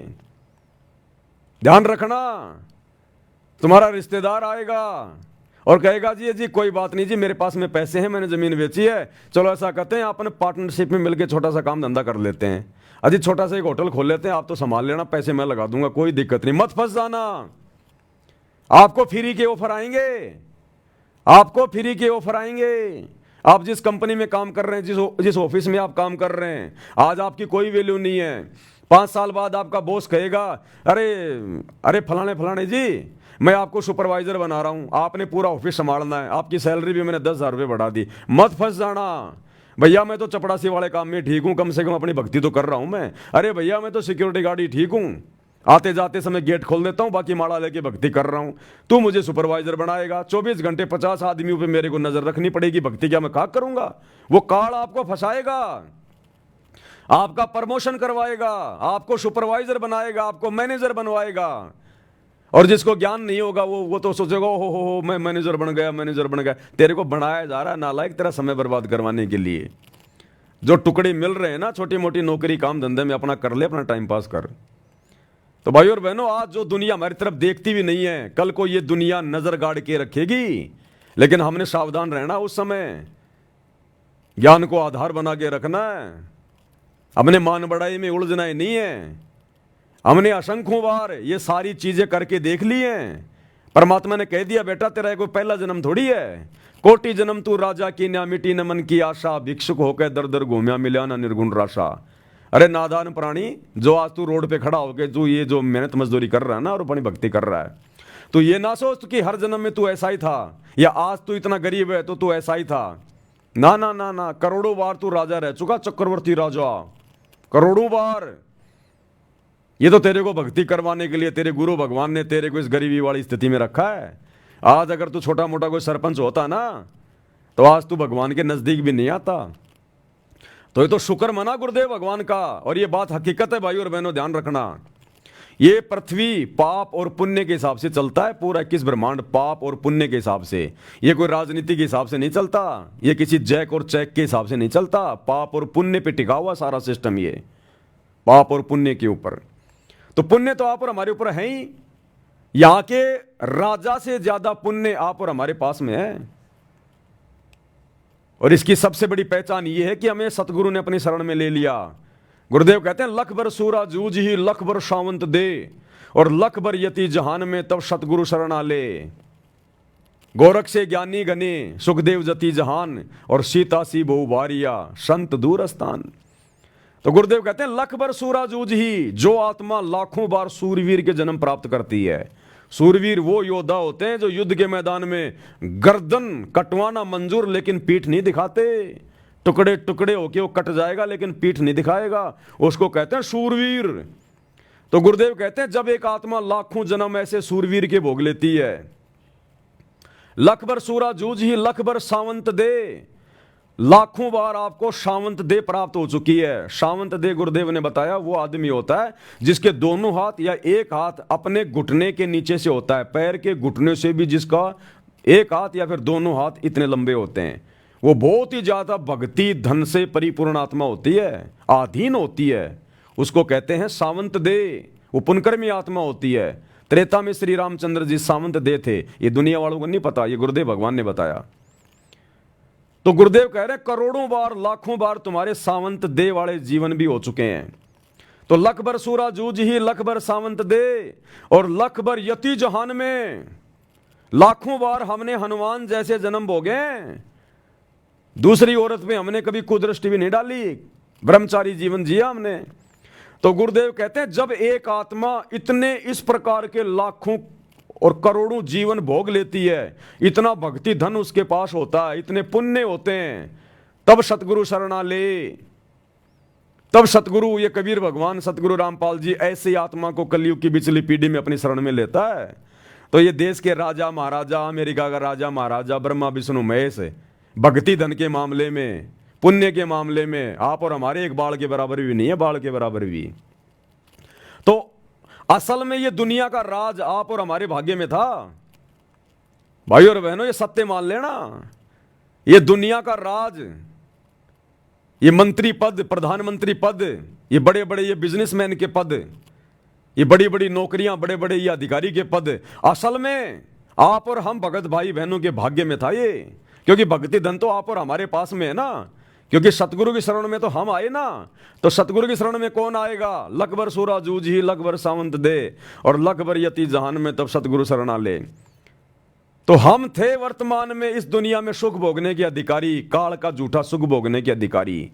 लेकिन हम परमात्मा की अच्छी आत्मा थी, इसलिए परमात्मा ने हमारे भाग्य से वो काल के झूठे सुख, वो मंत्री पद, प्रधानमंत्री पद, वो कैंसिल कर दिया परमात्मा ने, और हमारे को नॉर्मल स्थिति में रखा, ताकि मैं इनको अपनी शरण में ले लूं आसानी से। इन दुखों से दुखी होकर इनको भगवान याद आएगा। अगर हम छोटे से सरपंच भी होते ना, सरपंच भी, तो बता दो आज दुनिया का एक भी व्यक्ति जो सरपंच हो वर्तमान में और गुरु जी की शरण में हो, और यदि है तो वो मर्यादा में नहीं है, या तो कोई सरपंच गुरु जी के शरण में है नहीं, ये तो सबसे छोटी पोस्ट है। और अगर है कोई एक आधा, तो फिर वो गुरु जी की मर्यादा में नहीं है, वो फॉर्मेलिटी, किसी के कहने से नाम ले रखा है, काम बाकी सारे वही कर रहा हो। तो ये दुनिया के जितने भी जो 60-8 बाट वर्तमान में हम देख रहे हैं ना, ये आप और हमारे भाग्य में थे। लेकिन हमारे गुरु ने हमारे ऊपर मेहर बख्शी, रजा बख्शी, गुरुदेव ने आप और हमसे भक्ति करवाने के लिए परमात्मा ने उन काल के झूठे सुखों को डिलीट कर दिया, क्रोश मार दिया, और आप और हमें अपनी शरण में ले लिया, अपनी गोद में ले लिया। इसलिए ये दास बारंबार कहता है कि दुनिया को देख के नहीं चलना हमने, ये तो हमारा थूका हुआ चाट रहे हैं। हम संत रामपाल जी के भक्तों का थूका हुआ चाट रही है ये दुनिया, ये मंत्री पद, प्रधानमंत्री पद, ये बड़े बड़े अधिकारियों के पद, ये हमारे भाग्य में थे, हमारे गुरुदेव ने हमें नहीं दिए, इसलिए हमारा थूका हुआ दुनिया चाट रही है। इसलिए हम भक्तों ने ज्ञान को आधार बना के दृढ़ रहना है कि मैं कमजोर नहीं हूं, मैं निर्धन नहीं हूं। जो सतगुरु रामपाल जी का भगत हो के ये कहे कि मैं निर्धन हूं, उससे बड़ा मूर्ख आदमी दुनिया में कोई दूसरा नहीं। अरे कबीरा सब जग निर्धना, धनवंता ना कोई, और धनवंता सो जानिए जिसके पास राम नाम धन होए। इस दुनिया की सबसे सुंदर औरतें हमारी माता बहनें हैं। ये होनी थी दुनिया की सबसे सुंदर औरतें, क्योंकि हमारे पास में भक्ति धन है, और भक्ति धन से ही इस प्राणी को उच्च पोस्ट मिलती है, सुंदर शरीर मिलता है, गोरी गोरी काया मिलती है, सुंदर सुंदर उसको चेहरा मिलता है। लेकिन भगवान ने काट दिया हमारा मोक्ष करवाने के लिए, हमसे भक्ति करवाने के लिए, कि अगर मैं इस आत्मा को सुंदर शरीर दे दूंगा, 6 फुट का शरीर दे दूंगा, ये दिन में 10 बार शीशे में मुंह देखेगा, भक्ति क्या खाक करेगा? फिर ये अहंकार आएगा ही आएगा, मान बढ़ाई आएगी आएगी, सुंदरता की, अच्छे हट्टे कट्टे शरीर की आएगी आएगी, अहंकार मान बढ़ाई, ये रह नहीं सकता आदमी, क्योंकि 5 विकार हमारे अंदर हैं। तो गुरुदेव ने हमारी उन माता बहनों को उतना सुंदर शरीर नहीं दिया, उन भगत भाई बहनों को उतना सुंदर शरीर नहीं दिया जो उनके भाग्य में था। तो जानबूझ के परमात्मा ने हमारी माता बहनों को और हम भगत भाई बहनों को वो सुंदर शरीर, सुंदर चेहरा नहीं दिया, घर में हमारे वो इतना पैसा नहीं दिया हमसे भक्ति करवाने के लिए। तो ये जितनी जितनी सुंदर माता बहनें, बड़ी बड़ी ये बॉलीवुड की हीरोइन बन के घूम रही हैं, बड़े बड़े राजघरानों की बहु बेटियां बन के घूम रही है, ये हमारी माता बहनों के द्वारा थूका गया चाट रही हैं। ये हम भक्तों के भाग्य में था, ये सुंदरता, ये सुंदर चेहरा, हट्टा कट्टा शरीर, ये हम भक्तों का थूका हुआ चाट रही है दुनिया। इसलिए हमने किसी के रूप रंग को देखकर, किसी के धन कार कोठी को देखकर, किसी के मंत्री पद को देखकर हमने अपने अंदर निराशा नहीं लेके आनी कि मैं गरीब हूं, मैं सुंदर नहीं हूं, मैं काला हूं, मैं कलूटा हूं। हम तो सबसे सुंदर थे, लेकिन भगवान ने जानबूझ के बनाया हमें भक्ति करवाने के लिए। इसलिए परमात्मा कहते हैं दुनिया को देख के नहीं चलना, ना दुनिया की धन संपत्ता, कार कोठी, पैसे, रंग रूप, कुछ नहीं देखना, ये हमारा थूका हुआ चाट रहे हैं। हमने भक्ति करके सतलोक जाना है, और अब सतलोक जाके हम वो चेहरा प्राप्त करेंगे, वो सुंदर चेहरा। अगर ब्रह्मा विष्णु महेश भी उस चेहरे को देख ले, जो चेहरा आप और हमारा सतलोक में है, जो हमें मिलेगा, ये पागल होके गिर जाए, पागल होके। इतनी सुंदरता, इतना नूर है, 16 सूर्य जितना नूर। ये भी पागल हो जाएं देख के, हमें वो शरीर मिलेगा। अब अगर भगवान हमें यही दे देते तो सतलोक में नहीं जा पाते, फिर हमारे गधे कुत्ते के मुंह लगते फिर अगले जन्म में। तो ये गुरु की हमारे ऊपर विशेष रहम, विशेष मेहरबानी, इसलिए हमने गुरुदेव के चरण धो धो के पीने चाहिए, अपने सतगुरु रामपाल जी भगवान के कि परमात्मा रजा बख्शी, आपने मुझे दुनिया का सबसे धनी बना दिया। ये भक्ति धन, इसकी कदर होगी। इस भक्ति धन से आगे का जीवन निर्धारित होता है, आगे के जन्म निर्धारित होते हैं। इस भक्ति धन से हमें मोक्ष मिलेगा, सदा सदा का अमृतत्व प्राप्त होगा, सुंदर शरीर मिलेगा, सारे ठाठ बाट मिलेंगे। तो सबसे बड़ा धनी कौन? ये दुनिया का धन तो यही रह जाएगा। आज कोई अरबपति है, खरबपति है, अरे ये सोने चांदी के सिक्के, ये कागज के नोट तो यही रह जाएंगे, उसका शरीर भी 2 मुट्ठी राख बन जाएगा, और आप और हमारा भक्ति धन जाएगा साथ में। ये भक्ति धन जो आज हम जोड़ रहे हैं भक्ति करके, ये हमारे साथ जाएगा। और परमात्मा कह रहे हैं सह शरीर लेके जाऊंगा अपने भक्तों को, सह शरीर। जिनकी भक्ति अच्छी हो जाएगी, परमात्मा उनको यहां मरने नहीं देगा, आग में नहीं जलने देगा, सह शरीर ले जाएगा। जैसे मीराबाई के चाचा ससुर भवन को, जो कि राणा का महामंत्री था, उस भवन को और उसके घोड़े को और उसके गुलाम को परमात्मा सह शरीर विष्णु लोक में ले गए। अरे सुखदेव ऋषि सह शरीर ऊपर चला जाता था। अरे हम उसके बच्चे हैं जो सह शरीर आता है, सह शरीर जाता है। तो जब हम उसके जैसे बन जाएंगे, कीट न जाने भृंग को सतगुरु कर ले आप समान, वो अपने जैसा है तो हमारे को बनाने आया है। जब हम उसके जैसे बन जाएंगे भक्ति करके, जीव से पीव श्रेणी में आएंगे, परमात्मा सह शरीर भी लेके जाएगा। उनका वचन है, सत्संग में बोल रखा है कि बच्चों सतलोक जाओगे, सह शरीर जाओगे, तो सह शरीर भी लेके जाएगा परमात्मा अपनी आत्माओं को, आप देख लेना।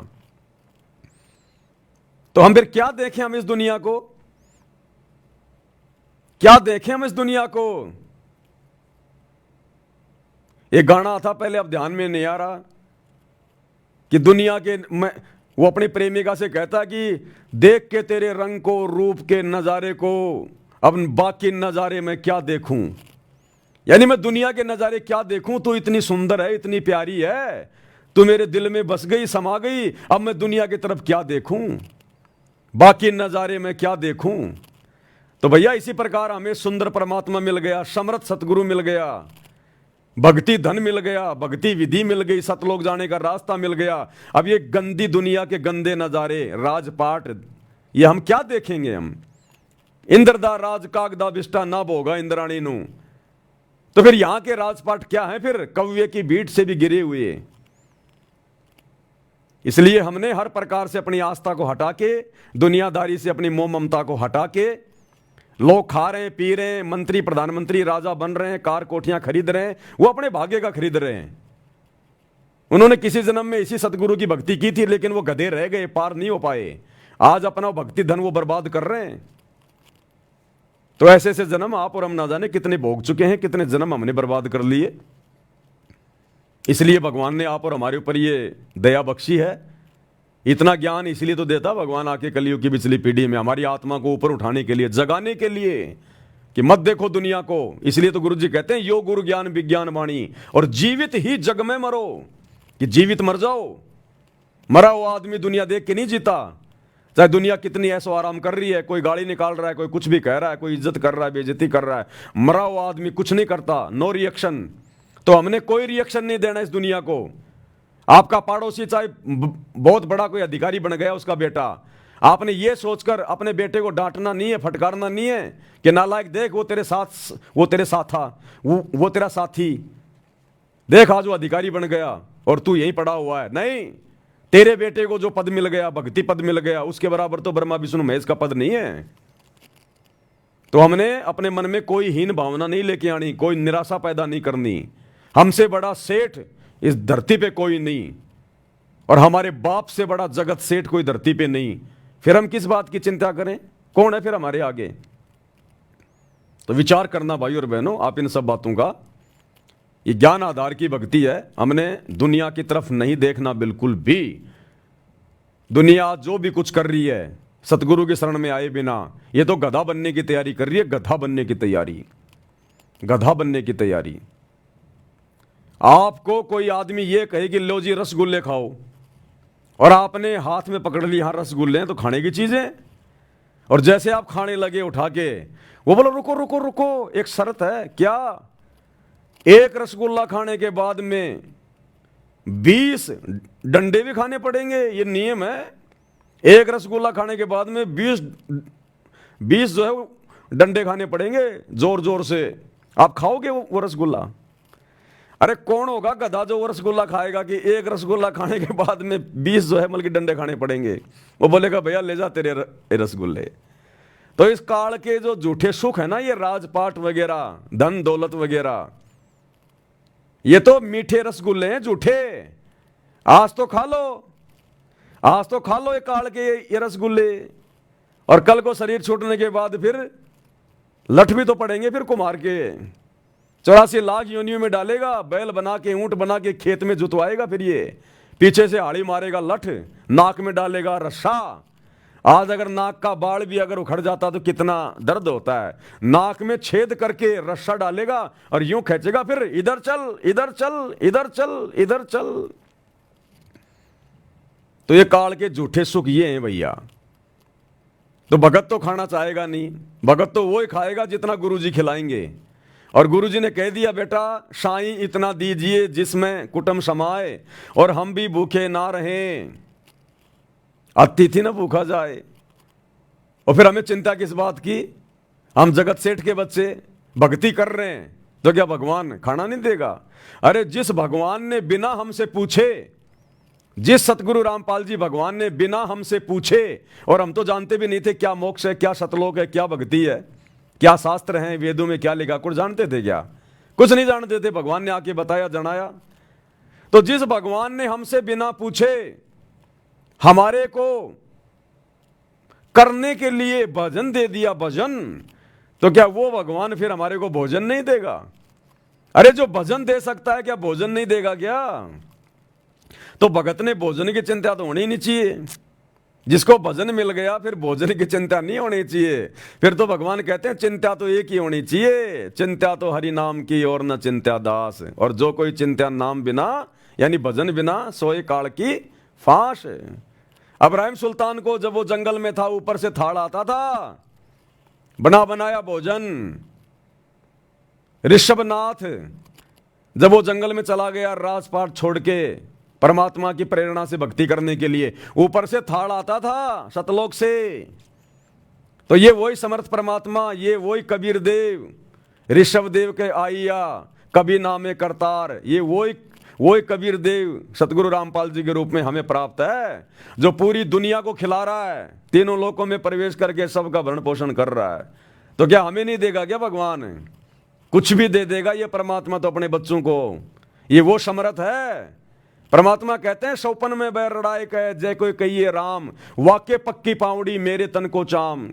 गुरुजी कहते हैं अगर कोई मेरी भक्ति मर्यादा में रह के अगर मेरी भक्ति कर रहा है, कहता है मैं इतना प्रसन्न होता हूं मेरी उस प्यारी आत्मा के लिए, अपने शरीर की ये चाम उधेड़ के, खाल उतार के और मेरे भगत के पैरों की जूतियां बना दूं मैं। ये भगवान हमसे इतना प्रेम करता है तो क्या खाने के लिए भोजन नहीं देगा हमारे को? बस हम इनके कहे अनुसार चलते रहें, इनकी मर्यादा में लगे रहें। ड्रामेबाजी इसको पसंद नहीं है, बकवाद इसको पसंद नहीं है। ये जितना प्रसन्न होता है ना भगत की भक्ति से कि मैं अपने शरीर की चमड़ी उतार के अपने भगत के पैरों की जूतियां बना दूं, फिर मर्यादा तोड़ने वालों से नाराज भी उतना ही होता है। अगले जन्म में फिर उसको बकरा बना के, मुर्गा बना के, उस कसाई से फिर उसकी चमड़ी उधड़वा देता। फिर ये चमड़ी भी उधड़वा देता है। ये ना सोचना कि ये दयालु दयालु है। हिरणाकुश की छाती भी इसी ने फाड़ी थी। ब्राह्मण बाणा कर्म कसाई हिरणाकुश की छाती फड़वाई। इसी भगवान ने नरसिंह रूप धारण करके सतगुरु रामपाल जी ने। ये ना सोचना केवल ये दयालु दयालु है। ये दयालुता केवल उसी समय दिखाता जब ये धरती पर संत रूप में आता है, क्योंकि संत रूप में इनको फॉलोवर बनाने होते हैं, इनको ज्ञान देना होता है, इनको भगत बनाने होते हैं। इसलिए ये कभी चींटी को भी नहीं सताता, ना किसी को ये आदेश देता। तो संत रूप में केवल ये दयालुता दिखाता है। अन्यथा यही सतगुरु रामपाल जी भगवान, यही कबीर भगवान त्रेता युग में हिरणाकुश बन के नरसिंह रूप धारण करके, और हिरणाकुश की छाती भी इसने फाड़ी थी नाखूनों से। रावण की छाती में तीर भी इसी ने ठोका था, क्योंकि उस समय ये कोई संत रूप में नहीं था, उस समय इसने कोई भगत नहीं बनाने थे।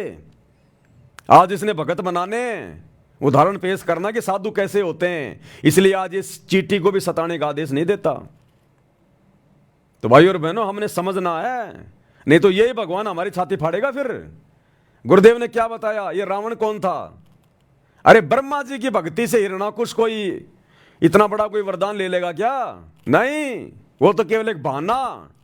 इसी कबीर भगवान की भक्ति उसने किसी युग में की थी, उस नालायक आदमी ने, हिरणाकुश ने, जिसके बदले उसको ये सब कुछ मिला। और उसी भगवान ने जिसकी भक्ति करके उसने इतना सब कुछ वो प्राप्त किया था, अहंकार में आ गया, और उसी भगवान ने फिर नरसिंह रूप धारण करके अपने भगत की छाती फाड़नी पड़ी।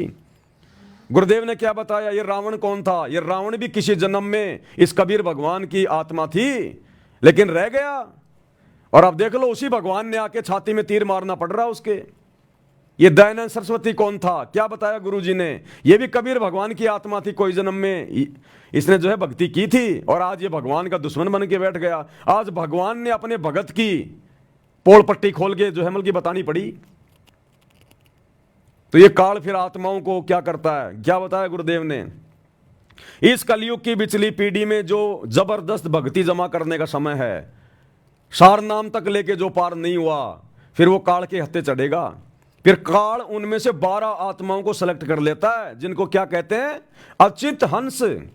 अचिंत हंस 12 आत्माएं छांट लेता वो, टॉप मोस्ट, जिनकी सार नाम की जबरदस्त कमाई होती है, लेकिन वो पार नहीं हो पाता। उन 12 आत्माओं को फिर वो कलयुग की पिछली पीढ़ी में इसी परमात्मा के खिलाफ यूज करता है। फिर वो, ये आपका राधा स्वामी का, ये धन सतगुरु वाला राम रहीम, वो ही 12 आत्माओं में से है।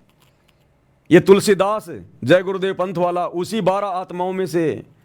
ये राधा स्वामी पंथ वाले, धन सतगुरु पंथ वाले, ये कबीर पंथी, रांजड़ी वाला, दामा खेड़ा वाला, ये सब वही 12 अंश हैं।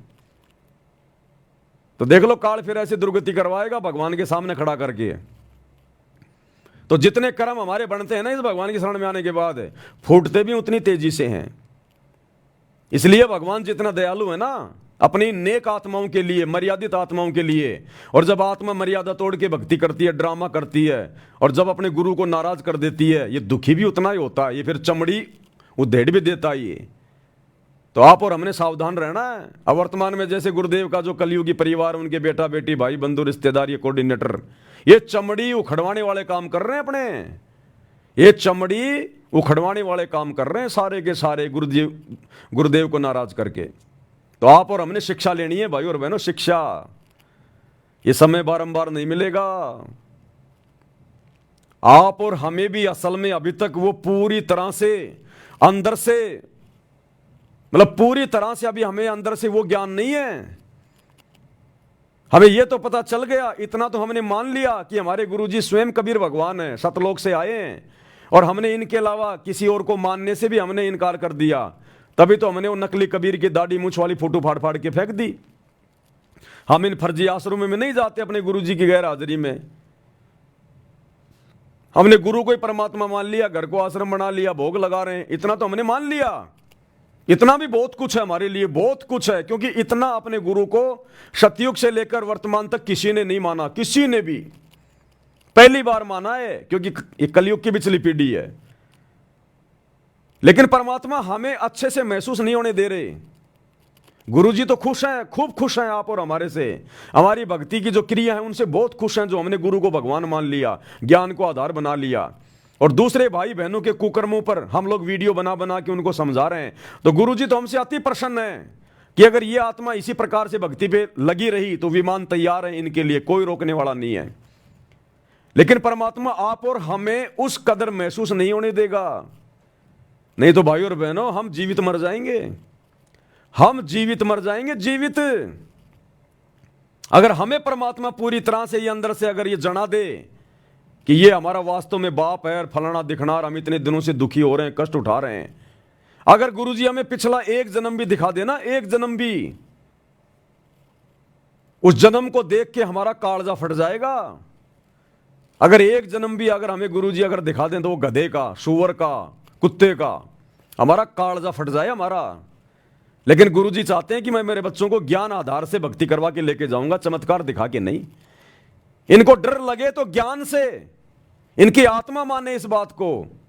ये दिखा दिखा के इस प्रकार से इनको डरा धमका के नहीं ले जाऊंगा मैं सतलोक में।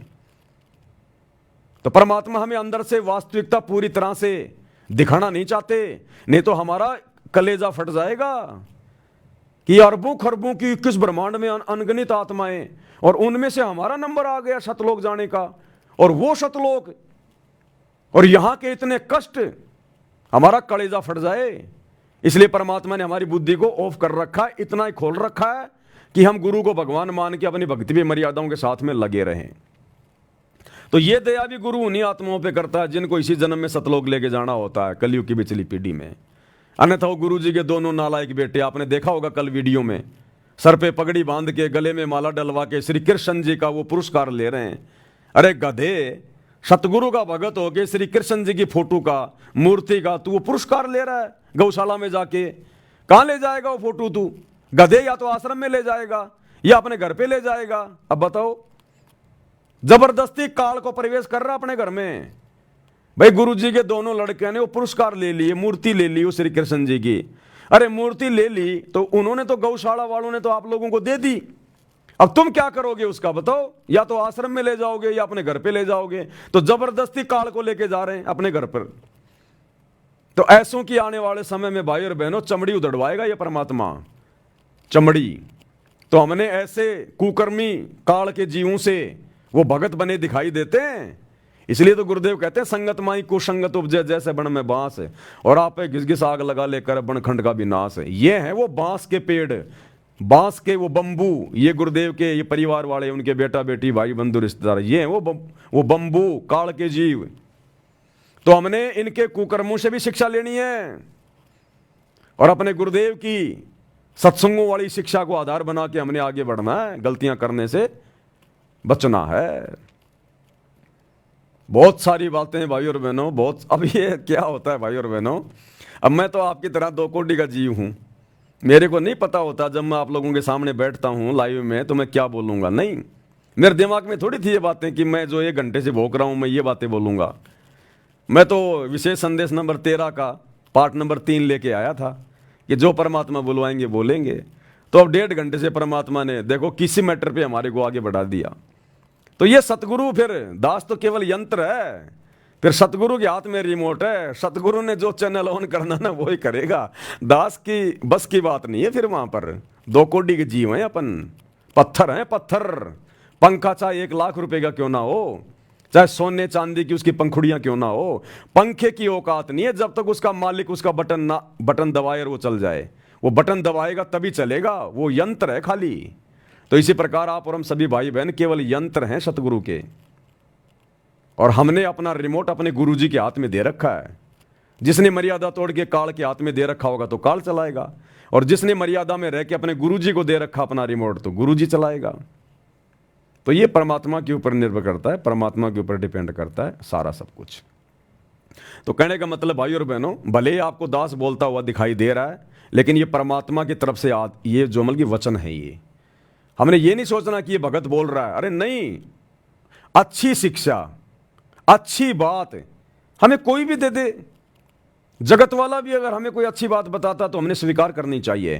कहते हैं ना कि ज्ञान अगर गधे से मिल जाए तो ले लेना चाहिए। ज्ञान अगर गधे से मिल जाए तो ले लेना चाहिए। मैं तो फिर भी आपका भगत भाई हूं, परमात्मा बुलवाएगा कुछ ठीक ही बुलवाएगा। तो हमने ये नहीं देखना और ना मन में ये सोचना कि ये भगत बहुत ज्ञानी है। ये भी हमारी फिर कमजोरी आ जाएगी। हमने हर कमजोरियों को निकालना है। हमारी आस्था, हमारा समर्पण, हमारा विश्वास केवल अपने गुरुजी के प्रति। गुरुजी चाहे अपने 1000 रूप बना के बराबर में खड़े हो जाएं, नहीं, रिजेक्ट। केवल हमारा गुरु जो वर्तमान में है वही हमारे लिए सब कुछ। हमारा सतगुरु चाहे जो कर सकता है। जब उसने 650 साल पहले बनारस के तोतादरी शहर में भैंसे राम से वेद मंत्र बुलवा दिए झोटे से, तो क्या झोटे को आज कोई पूजता है क्या? क्या कोई अपने घरों पर, अपने दरबार में उस भैंसे राम की मूर्ति के आगे दीपक जलाता है क्या? कि इस भैंसे राम ने 650 साल पहले वेदों के मंत्र बोले थे, हिंदी का अनुवाद भी किया था। सबको पता कि वो तो जानवर था, सतगुरु ने आशीर्वाद दिया और बोलने लग गया। तो इसी प्रकार ये पवन भी तो गधा ही है, जानवर ही है। अरे हम भी तो जानवर ही हैं, और क्या है। सतगुरु आशीर्वाद दे रहा है, सतगुरु बुलवा रहा, मैं बोल रहा हूं। इसलिए मेरे प्रति जरा सी भी, क्योंकि मुझे भी बहुत ज्यादा डर लगता है भाई और बहनों, ध्यान रखना इन बातों का। मैं भी पूरी कोशिश करता हूं कि मेरे कारण किसी आत्मा का कोई बिगाड़ा ना हो जाए। देखो ये बातें बताना तो मेरी मजबूरी है भाई, मेरे गुरु की गैर हाजिरी में उनके ज्ञान का प्रचार करना ये मेरा परम धर्म है, सबने करना चाहिए। ये एक नेक शिष्य का क्या धर्म है, नेक नीति से रहे, खाए पिए, अपनी भक्ति करे और अपने गुरु का ज्ञान का प्रचार करे। तो ये तो मेरा परमो धर्म है वर्तमान में, मेरे गुरु जी की गैर हाजिरी में अपने भगत भाई बहनों को मतलब सच्ची राह दिखाना। लेकिन साथ में मुझे ये डर भी रहता है, मैं इतनी सावधानी भी रखता हूं कि मेरे ऊपर किसी गधे की कोई आस्था ना हो जाए, कहीं अपने ज्ञान की कमजोरी के कारण मेरे ऊपर थोड़ी बहुत कोई आस्था ना बना ले, कहीं उसका भक्ति धन ना हो जाए बर्बाद। इसलिए दास आपको हर प्रकार से बीच बीच में टोकता रहता है, बोलता रहता है। ये मान बढ़ाई की भूख का मार्ग नहीं है। इस सच्चे मार्ग में, इस सच्चे परमात्मा के सच्चे मार्ग में आकर अगर कोई इज्जत चाहेगा, अगले जन्म में गधा बनेगा, कुम्हार से पिटेगा। इसलिए दास बारंबार हाथ जोड़ के विनती करता है, भैया मैं तो भगत हूं और भगत ही रहूंगा। मन में भी नहीं आएगी कभी मेरे कि मैं कोई बन जाऊं थोड़ा मोड़ा कोई। ये तो भगत भाई बहन ही अपने विचार लगा लेते हैं कि आने वाले समय में भाई गुरुजी जो है इस पवन दास को अपना उत्तराधिकारी बनाएंगे, फलाना करेंगे, दिखना करेंगे। इस दास के तो शौपन में भी नहीं है ये बातें। वो मेरे सतगुरु की मौज, वो क्या करेगा क्या नहीं करेगा। लेकिन दास नहीं सोचता ये बातें, मुझे तो पीछा छुटवाना यहां से पीछा। अरे आज आप भगत भाई बहनों को समझाने के चक्कर में, अपने ही भगत भाई बहनों के चंगुल से बाहर निकालने के लिए जो इन आश्रमों में जाते हैं, काल के दूत बने हुए हैं, इस दास को कितना क्या कुछ करना पड़ रहा है सतगुरु रामपाल जी भगवान के आशीर्वाद से। भक्ति भी ढंग से नहीं हो पा रही, 2-2 बार लाइव आना, वीडियो बनाना, इनको एडिट करना, आप तक भेजना, भाई बहनों से बात करना। तो सोचो कल को अगर गुरुजी ने मुझे छोटा मोटा कोई मंत्री संतरी बना दिया तो भक्ति क्या खाक करूंगा मैं। अरे तुम मुट्ठी भर भगत नहीं संभलने में आ रहे, वो पूरी दुनिया कहां से संभलने में आएगी। तो भगत ने तो सोचना भी नहीं चाहिए ये बात है कि गुरुजी मेरे को अधिकारी बना दें, मेरे को वहां का मुख्यमंत्री बना दें, वहां का राजा बना दें। शौपन में भी नहीं, उल्टा अगर गुरुजी आपको अगर बनाना चाहें तो आंखों में आंसू आ जाने चाहिए कि गुरुजी ये क्या कर दिया आपने। ये मालिक है दीनदयाल, आप अंतर्यामी हैं, आप मेरी अंदर की भावनाओं से भली बाती जानी जान है आप। ये परमात्मा, मैंने तो ये गोबर कभी खाने की सोची भी नहीं थी। मालिक अगर आपका आदेश है तो आपका कुत्ता गोबर क्या, परमात्मा जमल की मिट्टी भी खाएगा। लेकिन परमात्मा मेरी कोई अंदर से कोई इच्छा नहीं है, भगवान मेरी भक्ति पूरी करवाओ। तो भगत के तो ये भाव होने चाहिए। उत्तराधिकारी गया बाढ़ में, ये परमात्मा अपने आप देखेगा अपने मार्ग को। ये 650 साल पहले भगवान आया था, आज 600 साल से इसका मार्ग यूं का यूं चल रहा है। कबीर पंथ कोई उत्तराधिकारी बना के गया था क्या? 5वें पंथ में आके काल ने उसको भी भ्रमित कर दिया था, चूड़ामणि को भी। तो भगवान का पंथ उसकी वचन शक्ति से चलता है, उसकी पावर से चलता है।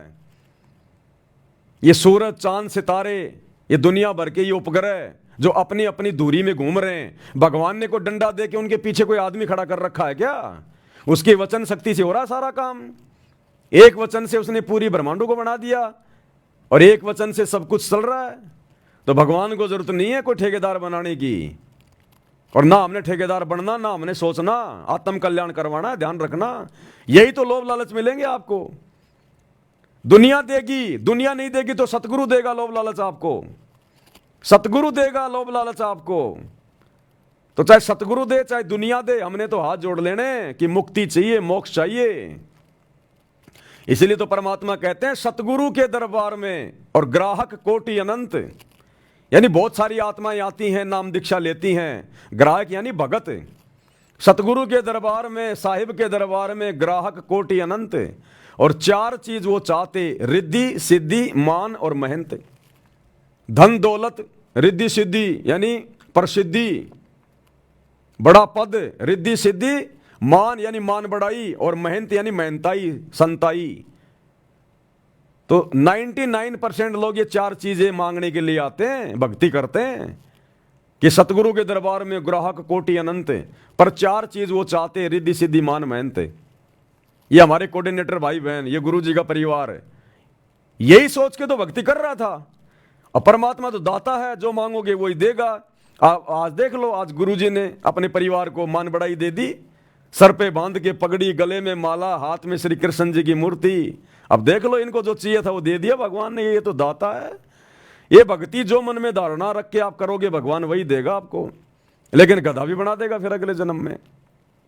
और आप और हमारे को भक्ति चाहिए थी, आप और हमारे को भगवान ने साथ संगति से जोड़ दिया। तो कहते हैं सतगुरु के दरबार में ग्राहक कोटि अनंत, चार चीज ये चाहते, रिद्धि सिद्धि मान मेहनत है। और फिर भगवान कहते हैं सतगुरु के दरबार में ऐसा कोई एक का मतलब कोई कोई होंगे, बहुत कम। सतगुरु के दरबार में ऐसा कोई एक, इन चारों को ठोकर मार के जो चाहे पुरुष अलेख, जो केवल परमात्मा को ही चाहेगा, अपनी मुक्ति चाहेगा और कुछ नहीं चाहेगा। तो हमने तो दूसरी वाणी की कैटेगरी में आना है भगत भाई बहनों ने, सत्सेवकों ने। हमने रिद्धि सिद्धि मान मेहनताई को ठोकर मार देनी है। हमने केवल अपने सतगुरु को प्राप्त करना है, सतलोक प्राप्त करना है। उसके लिए जो कुर्बानी देनी पड़ेगी हम देंगे, जो कुर्बानी देनी पड़ेगी वो हम देंगे।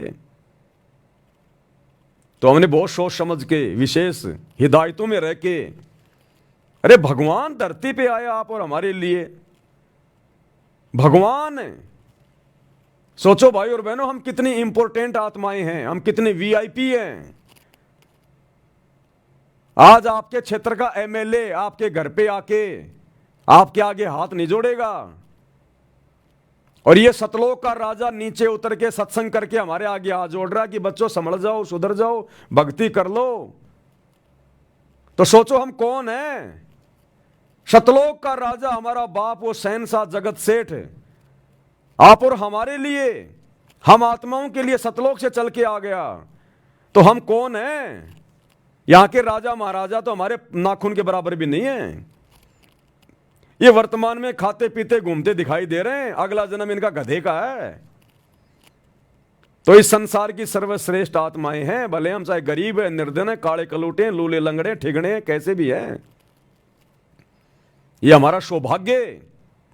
परमात्मा ने जिस भगत को जिस सांचे में डाला हुआ है, जिस घर में, जिस माहौल में, जिस परिस्थिति में उसको डाला हुआ है, वो परमात्मा ने उसको अपनी तरफ से बिल्कुल परफेक्ट बना के डाला हुआ है। तो जब भगवान ने हमारे को परफेक्ट बना के भेज दिया, चाहे काड़ा, चाहे लूला, चाहे लंगड़ा, चाहे गरीब, चाहे अमीर, तो हमने उस भगवान के द्वारा बनाए गए इस व्यवस्था में कोई दोष नहीं देखना। अरे एक फिल्म बनाई जाती है, फिल्म का जो डायरेक्टर होता है वो किसी को चपड़ासी का रोल देता है, किसी को हीरो का रोल देता है, किसी को जो है गुंडे का रोल देता है, किसी को ड्राइवर का रोल देता है। और वो ड्राइवर सोचे मैं तो हीरो बनना चाहूंगा, मैं तो हीरो बनूंगा। वो चपड़ासी सोचे मैं तो हीरो बनूंगा। अरे सारे हीरो बनोगे तो फिल्म कैसे बनेगी। तो इसी प्रकार परमात्मा ने जिन जिन भक्तों को जो सेवा दे दी, जो जो रोल दे दिया, उसमें संतुष्ट रह के कि मेरे लिए यही उत्तम है। देखो जाना हमने सतलोक में, वो हीरो भी सतलोक में जाएगा, वो चपड़ासी भी सतलोक में जाएगा, वो गरीब भगत भी सतलोक में जाएगा, वो काड़ा कलूटा भी भक्ति करके सतलोक ही जाएगा। अरे तो और सतलोक में जाके सबने एक जैसा सारी व्यवस्था, सबको एक जैसी सुविधा। तो बताओ फिर हमारे मन में कोई दोष आना नहीं चाहिए कि मैं गरीब हूं, मैं अमीर हूं, मैं लूला हूं, मैं लंगड़ा हूं, मैं काणा हूं, मैं गरीब हूं, मैं निर्धन हूं। जब सबने सतलोक जाना, एक जैसा शरीर प्राप्त करना, वहां जाके एक जैसी वहां पर सुंदरता, वहां कोई मन में दोष आता ही नहीं, ना वहां कोई निर्धन है। तो जब एक जैसी चीजें हमें जाने के बाद में मिलेंगी, सतलोक मिलेगा, मोक्ष मिलेगा, फिर यहां हम क्यों अपने मन को जो है मतलब कि उसमें लेके आए कि मैं ऐसा क्यों, मैं ऐसा क्यों। हमें तो खुश होना चाहिए कि अच्छा किया भगवान ने मुझे गरीब बना दिया, अच्छा हुआ भगवान ने मुझे लूला लंगड़ा बना दिया, नहीं तो पता नहीं मैं क्या बकवाद कर बैठता। अच्छा हुआ भगवान ने मुझे काड़ा कलूटा बना दिया, नहीं तो मैं कितने लड़कियों के मैं जो अमल के कर्म बिगाड़ता। मुझे देख देख के लोग पता नहीं अपने मन में क्या क्या अमल के दोष पैदा करते, कितनी सुंदर है, वाह गजब। कितने लोग मेरी सुंदरता को देख के अपने वो कर्म फोड़ते। ये तो अच्छा हुआ भगवान ने मुझे काड़ा कलूटा बना दिया, अच्छा हुआ भगवान ने मेरे को गरीब बना दिया। नहीं तो ये माया पता नहीं मेरे कहां कहां ये मेरे वो कर्म फोड़ती। तो ये तो भगत ने खुश होना चाहिए कि मेरे परमात्मा ने भक्ति करवाने के मेरे को जानबूझ के इस व्यवस्था में रखा है। तो ये सतगुरु की व्यवस्था है। सतगुरु की शरण में आने के बाद भगत के साथ में जो भी होगा वो सतगुरु करेगा। ये सतगुरु तो एक सेकंड में मिट्टी को सोना बना दे। अरे गोरखनाथ जैसे 2 कोड़ी के जीव थोड़ी मोड़ी वो रिद्धि सिद्धि लेके और एक छोटे से पहाड़ को पूरा सोना बना दिया था उसने। हमारा सतगुरु अपने काले भगत को गोरा नहीं बना दे, 5 फुट के भगत को जो है मतलब 80 फुट का नहीं बना दे, ये तो लाख फुट का बना दे। लेकिन फिर हम भक्ति नहीं कर पाएंगे। क्या अपने गरीब भगत को सतगुरु अमीर नहीं बना दे? क्या इसने बनाया नहीं? इसने आज से पहले 7-7 पीढ़ी का राज दे रखा है। गरीब को निर्धन बना रखा है। सम्मन जैसों को, तैमूर लंग को 7 पीढ़ी का राज दिया। क्या ये परमात्मा पूरी धरती को सोना नहीं बना दे? फिर खाएंगे क्या? अरे पूरी धरती को भगवान अगर सोना बना दे, जब परमात्मा ने ये प्रकरण सुनाया कि पुण्यात्मा तुम इन छोटे मोटे साधु संतों को देख के डगमग मत होना। उस गोरखनाथ ने 2 कोड़ी के जीव ने थोड़ी मोड़ी और रिद्धि सिद्धि थी उसके पास में, इसी भगवान की भक्ति करके ली हुई थी और एक छोटे से पहाड़ को सोने का बना दिया अपनी शक्ति से। तो गुरुदेव ने बताया कि बच्चों तुम्हें तो वो परमात्मा प्राप्त है जो अनंत सिद्धियों का स्वामी है। गरीब सब पदवी के मूल हैं, सकल सिद्धि हैं तीर, और दास गरीब सतपुरुष बजो अविगत कला कबीर। तुम्हारा गुरु पहाड़ तो छोड़ो, पूरी पृथ्वी को सोना बना दे। लेकिन अगर पूरी पृथ्वी सोना बना दिया नालायक, खाओगे क्या? फिर अनाज कहां पैदा करोगे? इसलिए ये परमात्मा व्यवस्थाओं को बना के रखता है। एक सत्संग में गुरुदेव ने बताया कि बच्चों दूसरे को धन को देख के मन में दोष मत लाना। ये तुम्हारा वो भगवान है, तुम्हारा वो समर्थ सतगुरु है। अगर तुम अपने घर के दरवाजे खोलो, पूरा घर तुम्हारे को नोटों से भरा हुआ मिले, पूरा घर, लेकिन फिर तुम भक्ति नहीं कर पाओगे, फिर तुम बकवादों में उलझ जाओगे। इसलिए परमात्मा कहते हैं सुख के माथे पत्थर पड़े जो नाम हृदय से जाए, और बलिहारी उस दुख के ऊपर जो पल पल नाम रटाए। ये तो भगत ने खुद मांगना चाहिए कि भगवान मुझे ऐसी स्थिति में रखना, ये परमात्मा मेरे भाग्य में कोई सुख है जो मेरी भक्ति में बाधा उत्पन्न करने वाला हो, परमात्मा उसको कैंसिल कर देना। ये मीठा मीठा दर्द, ये मीठा मीठा दुख मुझे दिए रहना, ताकि तेरी याद में मेरी आंखों से आंसू निकलते रहें। मेरे भाव तेरे चरणों में जो है वो बने रहें, मेरी भक्ति बनी रहे। क्योंकि भाव और श्रद्धा के बिना भक्ति का कोई मोल नहीं है। अगर आंखों से आंसू नहीं निकले सतगुरु के प्यार में, सतगुरु की सेवा में, तो इस भक्ति का, नाम स्मरण का कोई मोल नहीं है। तो ये तो हमने खुद मांगना चाहिए अपने भगवान से। हम नहीं मांग पा रहे थे, हमें नहीं पता था, इसलिए भगवान ने जानबूझ के हमें उसी स्थिति में पैदा कर दिया। तो कहने का मतलब है हम जैसे भी हैं, जिस भी परिवार में हैं, चाहे किसी के संतान है या नहीं है, कोई धनी है या नहीं है, कोई सुंदर है या नहीं है, किसी के पास कोई सरकारी नौकरी है या नहीं है, कुछ भी है, कैसा भी है, सतगुरु ने भजन दे दिया, हम दुनिया के सबसे बड़े धनी हैं, सबसे बड़े सेठ हैं। और आवश्यकता पड़ेगी ये परमात्मा वो वस्तु दे देगा जो दुनिया का कोई राजा नहीं दे सकता। यहां पर ये परमात्मा वो चीज दे देगा हमें, और मोक्ष तो देगा ही देगा। तो कहने का मतलब है हमने अपने सतगुरु की रजा में राजी रहना है। कुत्ता हूं गुरुदेव का, पवन दास का नाम, गले प्रेम की जेवड़ी, झांके छोता जाऊं मैं। तो करो तो बावड़ूं, दूर दूर करो तो जाऊं, और जो राखूं त्यों ही रहूं, जो देवो सो खाऊं। जो राखूं त्यों ही रहूं हमरा के चारा, और खाने जाद खरीद हूं मैं गुलाम तुम्हारा। ये परमेश्वर मैं तो आपका खरीदा हुआ गुलाम हूं, दास हूं, कुत्ता हूं। जो टुकड़े डालोगे परमात्मा उसी में संतोष करके खाऊंगा। कुत्ते को 2 रोटी की भूख है और मालिक ने अगर उसको आधी रोटी डाल दी, वो आधी रोटी खा के सो जाएगा वहीं पे पूंछ हिला के। वो मालिक के साथ में डिमांड नहीं करेगा कि मुझे और दे, उसी में संतुष्ट होकर सो जाएगा वो कुत्ता। ये कुत्ता का उदाहरण क्यों देते हैं गुरुदेव बार बार? कुत्ते में बहुत सारे गुण हैं, बहुत गुण हैं। अगर उसके आधे गुण भी अगर भगत अपने ऊपर धारण कर ले, सतलोक चला जाए। कुत्ते से बड़ा कोई स्वामी भगत नहीं होता, कुत्ते से बड़ा कोई स्वामी भगत नहीं होता। तो हम भक्तों ने उस कुत्ते की तरह गुरु भगत बनना है। कुत्ता हर हाल में संतुष्ट रहता है, एक रोटी टुकड़े के बदले पूरी जिंदगी पूंछ हिलाएगा, उसके चप्पल चाटेगा। कुत्ते को उसका मालिक अगर किसी कारण से मारता है, पीटता है, कुत्ता भौंकता नहीं उसके सामने, और कुत्ता विश्वास इतना करेगा अपने मालिक पे। अगर आपके घर में किसी के कोई पालतू कुत्ता वगैरह हो, आप देखना कभी उसको टेस्ट करके, एक लठ ले लो आप लंबा सा, और कुत्ता आपके सामने जमीन पे वो लेटा हुआ है, आप यूं लेके लठ एकदम से उसको मारने का प्रयास करो, यूं, आदमी होगा ना भाग जाएगा वहां से, वो कुत्ता भागेगा नहीं, वो आंखें बंद करके यूं ही करेगा, यूं यूं यूं आंखें बंद करके यूं यूं, भागेगा नहीं। उसको विश्वास है कि ये तेरा मालिक है, मारेगा नहीं। उस जानवर को भी एक इंसान पे इतना विश्वास है, हम इंसानों को अपने गुरु पे कितना विश्वास होना चाहिए। एक गुरु शिष्य कहीं जा रहे थे, रास्ते में रुक गए, पुराने समय की बात थी, एक धर्मशाला में रुक गए, सो गए। रात को गुरु उठा, देखा चेला सो रहा है, गुरु ने हाथ में चक्कू लिया, चेले की छाती पे बैठ गया, गर्दन पे रख दिया, गर्दन पे चक्कू रखा गया, चेले की आंख खुली, देखा गुरुजी बैठे, चक्कू गर्दन पे, वापस आंख बंद करके सो गया। गुरु ने थप्पड़ मारा, नालायक तेरे को डर नहीं लगा, मैं तेरा गर्दन काट देता तो? बोला गुरुजी आप अगर गर्दन काटोगे तो मेरे भले में काटोगे। अरे आपके हाथ से तो गर्दन कट के मरना भी लाख गुना अच्छा है।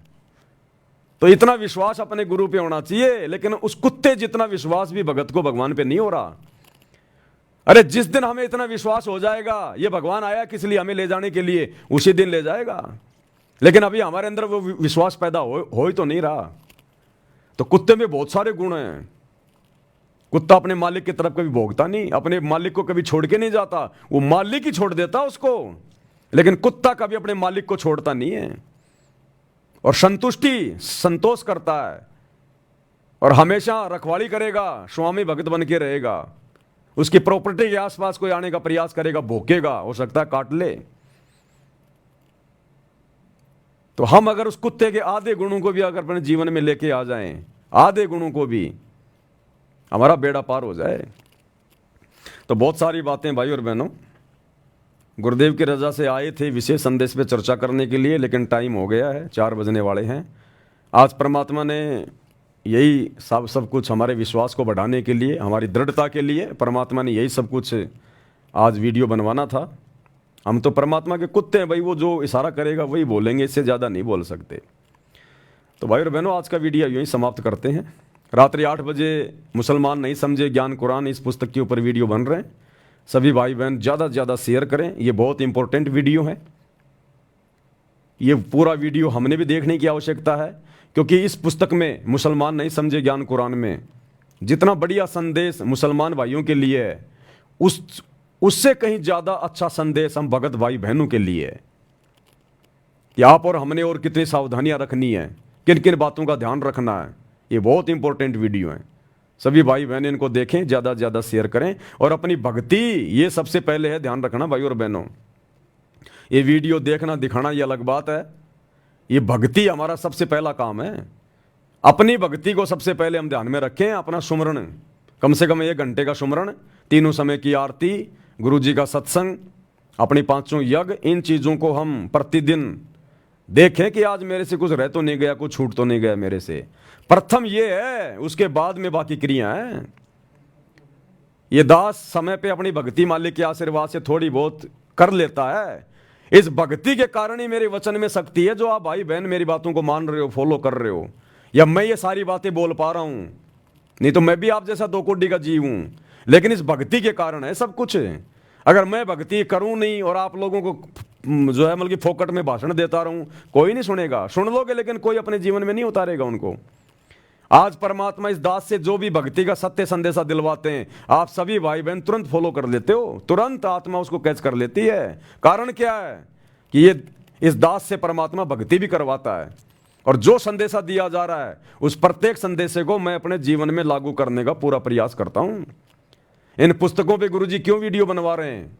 गुरुजी अपने बेटा बेटियों से वीडियो क्यों नहीं बनवा रहे? उनको तो बहुत ज़्यादा ज्ञान है, मेरे से भी ज़्यादा ज्ञान है। वो तो बचपन से भगवान के साथ में रहे हैं।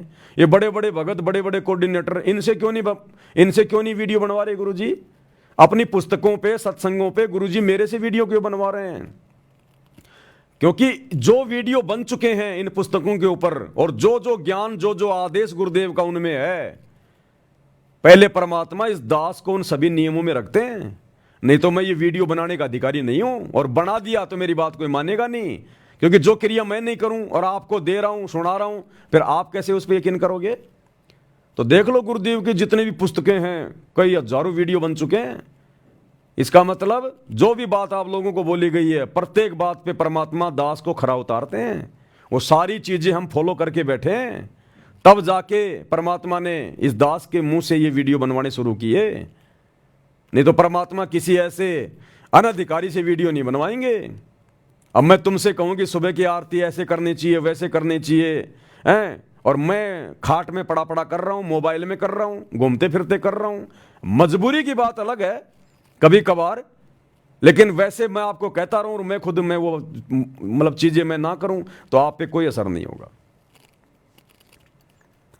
और इसका जीता जागता प्रमाण है, मैं आपको बता देता हूं। हालांकि वो गलती दास से हुई नहीं है, लेकिन मैंने उसको हल्के में ले लिया। दास ने एक वीडियो बनाया था कि जब भी हम मोबाइल खोलेंगे 2 मंत्र का जाप करेंगे, जब भी हम यूट्यूब चलाएंगे 5 मंत्रों का जाप करेंगे, लेकिन वो दास नहीं कर पाया। आज देख लो कोई भाई बहन नहीं कर रहा होगा उसको फॉलो। अब आपको याद आया होगा कि हाँ भाई हम तो वो कर ही नहीं रहे, क्योंकि मुझे पता इन बातों का। लेकिन दास ने एक बात कही थी, यदि हम सेवा के लिए मोबाइल खोल रहे हैं, हमारे को तुरंत मोबाइल खोलना पड़ रहा है, सेवा के लिए हमारे को तुरंत यूट्यूब को देखना पड़ रहा है, तो वहां मंत्र जाप करने की आवश्यकता नहीं है।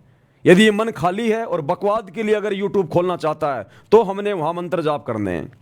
तो दास का तो 24 घंटे भाई और बहनों सेवा में रहता है सारा सब कुछ, हम बकवाद के लिए नहीं देखते, इसलिए मैं वो नहीं कर पाता। लेकिन फिर भी देख लो, मेरा मकसद भी सही है, लेकिन फिर भी जो मैंने बोला उसके ऊपर मैं नहीं रुक पाया, जिस कारण से आप भाई बहन भी नहीं रुक पाए। तो ये होता है वचन की शक्ति और वचन की वो बर्बादी, ये होता है। इसलिए परमात्मा ने दास को खड़ा किया कि इन पुस्तकों पे जो वीडियो बन रहे हैं ना, परमात्मा पहले मुझे उनके ऊपर खरा उतार रहा है, तब जाके आप भाई बहन ये विश्वास कर पा रहे हो, इन नियमों को मर्यादाओं को अपने जीवन में लागू कर पा रहे हो परमात्मा के आशीर्वाद से। तो दास केवल एक यंत्र है, आप जैसा ही हूं, 2 कोटि का जीव, पत्थर, जड़ बुद्धि प्राणी हूं। हो सकता आप लोगों से भी नीच प्राणी हूं मैं, नीच। आप ये ना सोचना कि पवन दास वीडियो बना रहा है, परमात्मा इतनी दया कर रहे हैं, बहुत अच्छी आत्मा होगी। अरे ये तो सोचो आप, भक्ति मुझे करनी, भक्ति आपको करनी, सतलोक आपको जाना, सतलोक ही मुझे जाना, और मेरे माध्यम से परमात्मा आपके पास में बैठे बैठे वीडियो पहुंचा रहे हैं, बैठे बैठे जानकारियां पहुंचा रहे हैं। अरे मुझे तो कितनी मेहनत करनी पड़ रही है, कितनी कोशिश करनी पड़ रही है, ये वीडियो बनाने के चक्कर में फिर मेरे को जेल जाना पड़ रहा है, मेरे ऊपर मुकदमे हो रहे हैं, धमकियां आ रही हैं, और आप लोगों को बैठे बैठे सारी चीजें मिल रही हैं। तो मालिक की विशेष आत्मा मैं हूं या फिर आप हो? मोक्ष मैंने प्राप्त करना, आपने भी करना, लेकिन उन चीजों को करने के लिए मुझे कितना वो जो मतलब कि संघर्ष करना पड़ रहा है, और आप लोगों को वो चीजें बैठे बैठे मोबाइल में मिल रही हैं। आपको खाली शेयर करना है और मुझे 3-3 घंटे जो है मतलब कि खड़े होकर वीडियो बनाने पड़ रहे हैं, जेल जाना पड़ रहा है, मुकदमे हो रहे हैं। तो मालिक की विशेष आत्मा मैं या फिर आप, जिनको बैठे बैठे परमात्मा हलवा खिला रहा है, पवन दास तो हलवा बना रहा है और आप लोगों को भगवान खिला रहा है, तो विशेष प्यारी आत्मा आप हो परमात्मा की, ना कि पवन दास है। इसलिए इस कुत्ते पवन दास के ऊपर कोई आसक्ति करने की जरूरत नहीं है। अपने कर्म मत फोड़ लेना कभी जिंदगी में मेरे को विशेष मान के। हाँ, ये तो मन में आ सकता है कि भाई देखो अच्छी आत्मा है, भगवान ने इसके ऊपर देखो कितनी बड़ी दया करी, इसको सेवा बख्शी है, लेकिन सेवा भगवान उसी को बख्शेगा जिसको सेवा की जरूरत है। अरे डॉक्टर ज्यादा नजदीक उसी मरीज के रहेगा जो ज्यादा बीमार होता है। अब दूसरा मरीज सोचे कि ये डॉक्टर तो 24 घंटे उसी के साथ में रहता है, मेरे से तो प्यार ये करता ही नहीं, मेरे पास तो बार बार आता नहीं। अरे गधे, क्यों बुला रहा है डॉक्टर को बार बार अपने पास में? डॉक्टर तो उसके पास ही ठीक है। तो जो ज्यादा मरीज होता है डॉक्टर वहीं तो जाएगा ज्यादा। तो जो ज्यादा भक्तिहीन होगा गुरु उसी को तो ज्यादा सेवा देगा। तो आप भाई बहन इतने भक्तिहीन नहीं है, आप अच्छी आत्मा भगवान की, इसलिए आपको बना बनाया हलवा खाने को मिल रहा है और दास को मेहनत करनी पड़ रही है। तो सर्वश्रेष्ठ आत्मा आप लोग हैं, ना कि पवन दास। इसलिए हमने किसी भगत पे आस्था नहीं रखनी है, अपने गुरु जी के चरणों में, कि जो भी कुछ करवा रहा मेरा गुरु करवा रहा है। अगर मेरा गुरु अपना आशीर्वाद ना दे, ये पवन दास 2 कोड़ी का गधा है, क्या कर लेगा? ये कुछ नहीं कर सकता। और ये रियलिटी है, हकीकत है ये। तो हर बात में अपने गुरु जी को सरे, अपने गुरु जी को महत्व। तब जाकर गुरु अपने चरणों में जगह देगा। ये परीक्षा हमारी होती है, ये परीक्षा चल रही है हमारी, हर प्रकार से ध्यान रखना, हर प्रकार से। ऐसा नहीं है कि उधर पहले मैनेजमेंट के चक्कर में फंसे हुए थे, कोऑर्डिनेटरों को मान मान रहे थे, गुरुजी के बेटा बेटी को मान मान रहे थे, इधर साथ संगति में आके पवन दास को मान मानने लग जाओ, फिर तो वही बात हो गई, आसमान से गिरे खजूर पे अटके लटके रह जाओगे फिर। हालांकि ऐसी गलती सत्संग को भाई बहन नहीं करेंगे, लेकिन दास का फर्ज है बोलने का, दास का फर्ज है कहीं कोई कचरा हो तो अपने दिमाग से निकाल दे। हम सब जीव हैं, हमारी जीव जाती है, हमारी कोई औकात नहीं है। एक मुंह से एक शब्द भी अगर गुरु का आशीर्वाद नहीं हो नहीं निकाल सकता, कोई निकाल के दिखा देना। वो कहते हैं ना कि उस साहिब के हुक्म बिना नहीं तरवर पाते लंता। एक भाई ने ऐसा आ रहा था यूट्यूब पे, बोला उस साहिब के हुक्म बिना नहीं तरवर पाते लंता, कि उस अल्लाह की मर्जी के बिना पेड़ का पत्ता भी नहीं हिल सकता। यूट्यूब पे दास देख रहा था, एक वीडियो बनाया किसी ने कोई मजाक में, बोला अरे बोला भाई तू कह रहा था ना कि अल्लाह की मर्जी के बिना कोई पत्ता भी नहीं हिल सकता। एक हिंदू भाई था मुसलमान को कह रहा था कि तुम कहते हो ना कि हमारे अल्लाह की मर्जी के बिना पेड़ का पत्ता भी नहीं हिल सकता। तो उस हिंदू भाई ने पेड़ पे चढ़ के जोर से पेड़ को हिला दिया, कई पत्ते नीचे भी गिर गए। बोला देख मैंने हिला दिया। उस नालायक को ये नहीं पता उस पेड़ पे चढ़ना और पेड़ के ऊपर चढ़ के पेड़ को हिलाना उस अल्लाह की मर्जी से हुआ है। ये भी उस खुदा की मर्जी थी, लिखा हुआ था ऐसा ही लिखा हुआ था, ये भी उसकी मर्जी से हुआ है, अन्यथा नहीं हो सकता। तो इसी प्रकार जो भी कुछ करने धरने वाला ये परमात्मा है, जीव केवल बिना ज्ञान के अपने कर्म फोड़ सकता है। तो भाई और बहनों, आप और हमारा सौभाग्य, गुरुदेव ने हमें सद्बुद्धि दी, साथ संगति से जोड़ा, अपने चरणों में बनाए हुए हैं। आप और हमने इस मेहरबानी को इसी प्रकार से बना के रखना, निरंतर आगे बढ़ना है। अब गलतियों की गुंजाइश नहीं है इस भक्ति मार्ग में। अब तो जिन जिन भक्तों ने जो गलतियां की हैं, जो कर दी हैं, अब तो उनके परिणाम भोगने बाकी हैं। अब देखना आने वाले समय में, ये 10 साल से आप और हम भगत भाई बहन जो साथ संगति से जुड़कर जो संघर्ष किया है, जो मर्यादा निभाई है, आप देखना इसका रिजल्ट हमें क्या मिलेगा। और आश्रमों से जुड़कर गुरुदेव के परिवार के पैर चाटकर, कोऑर्डिनेटरों के तलवे चाटकर उस नादान संगत ने जो मर्यादा तोड़ी है, अब देखना उनका क्या बुरा हाल होगा। अब पता चलेगा ये भक्ति है, कोई मजाक नहीं चल रहा था। अब देखना। तो भाई और बहनों, आज के वीडियो में केवल इतना ही। परमात्मा हम सबको आशीर्वाद दें, सद्बुद्धि दें। कल फिर से जुड़िएगा और रात्रि 8 बजे लाइव वीडियो में जुड़िएगा। परमेश्वर इसी प्रकार से हम सबको अपने चरणों में बनाए रखें। बंदी छोड़ सतगुरु रामपाल जी भगवान की जय हो। भाई जो गुरु बचन पे डट गए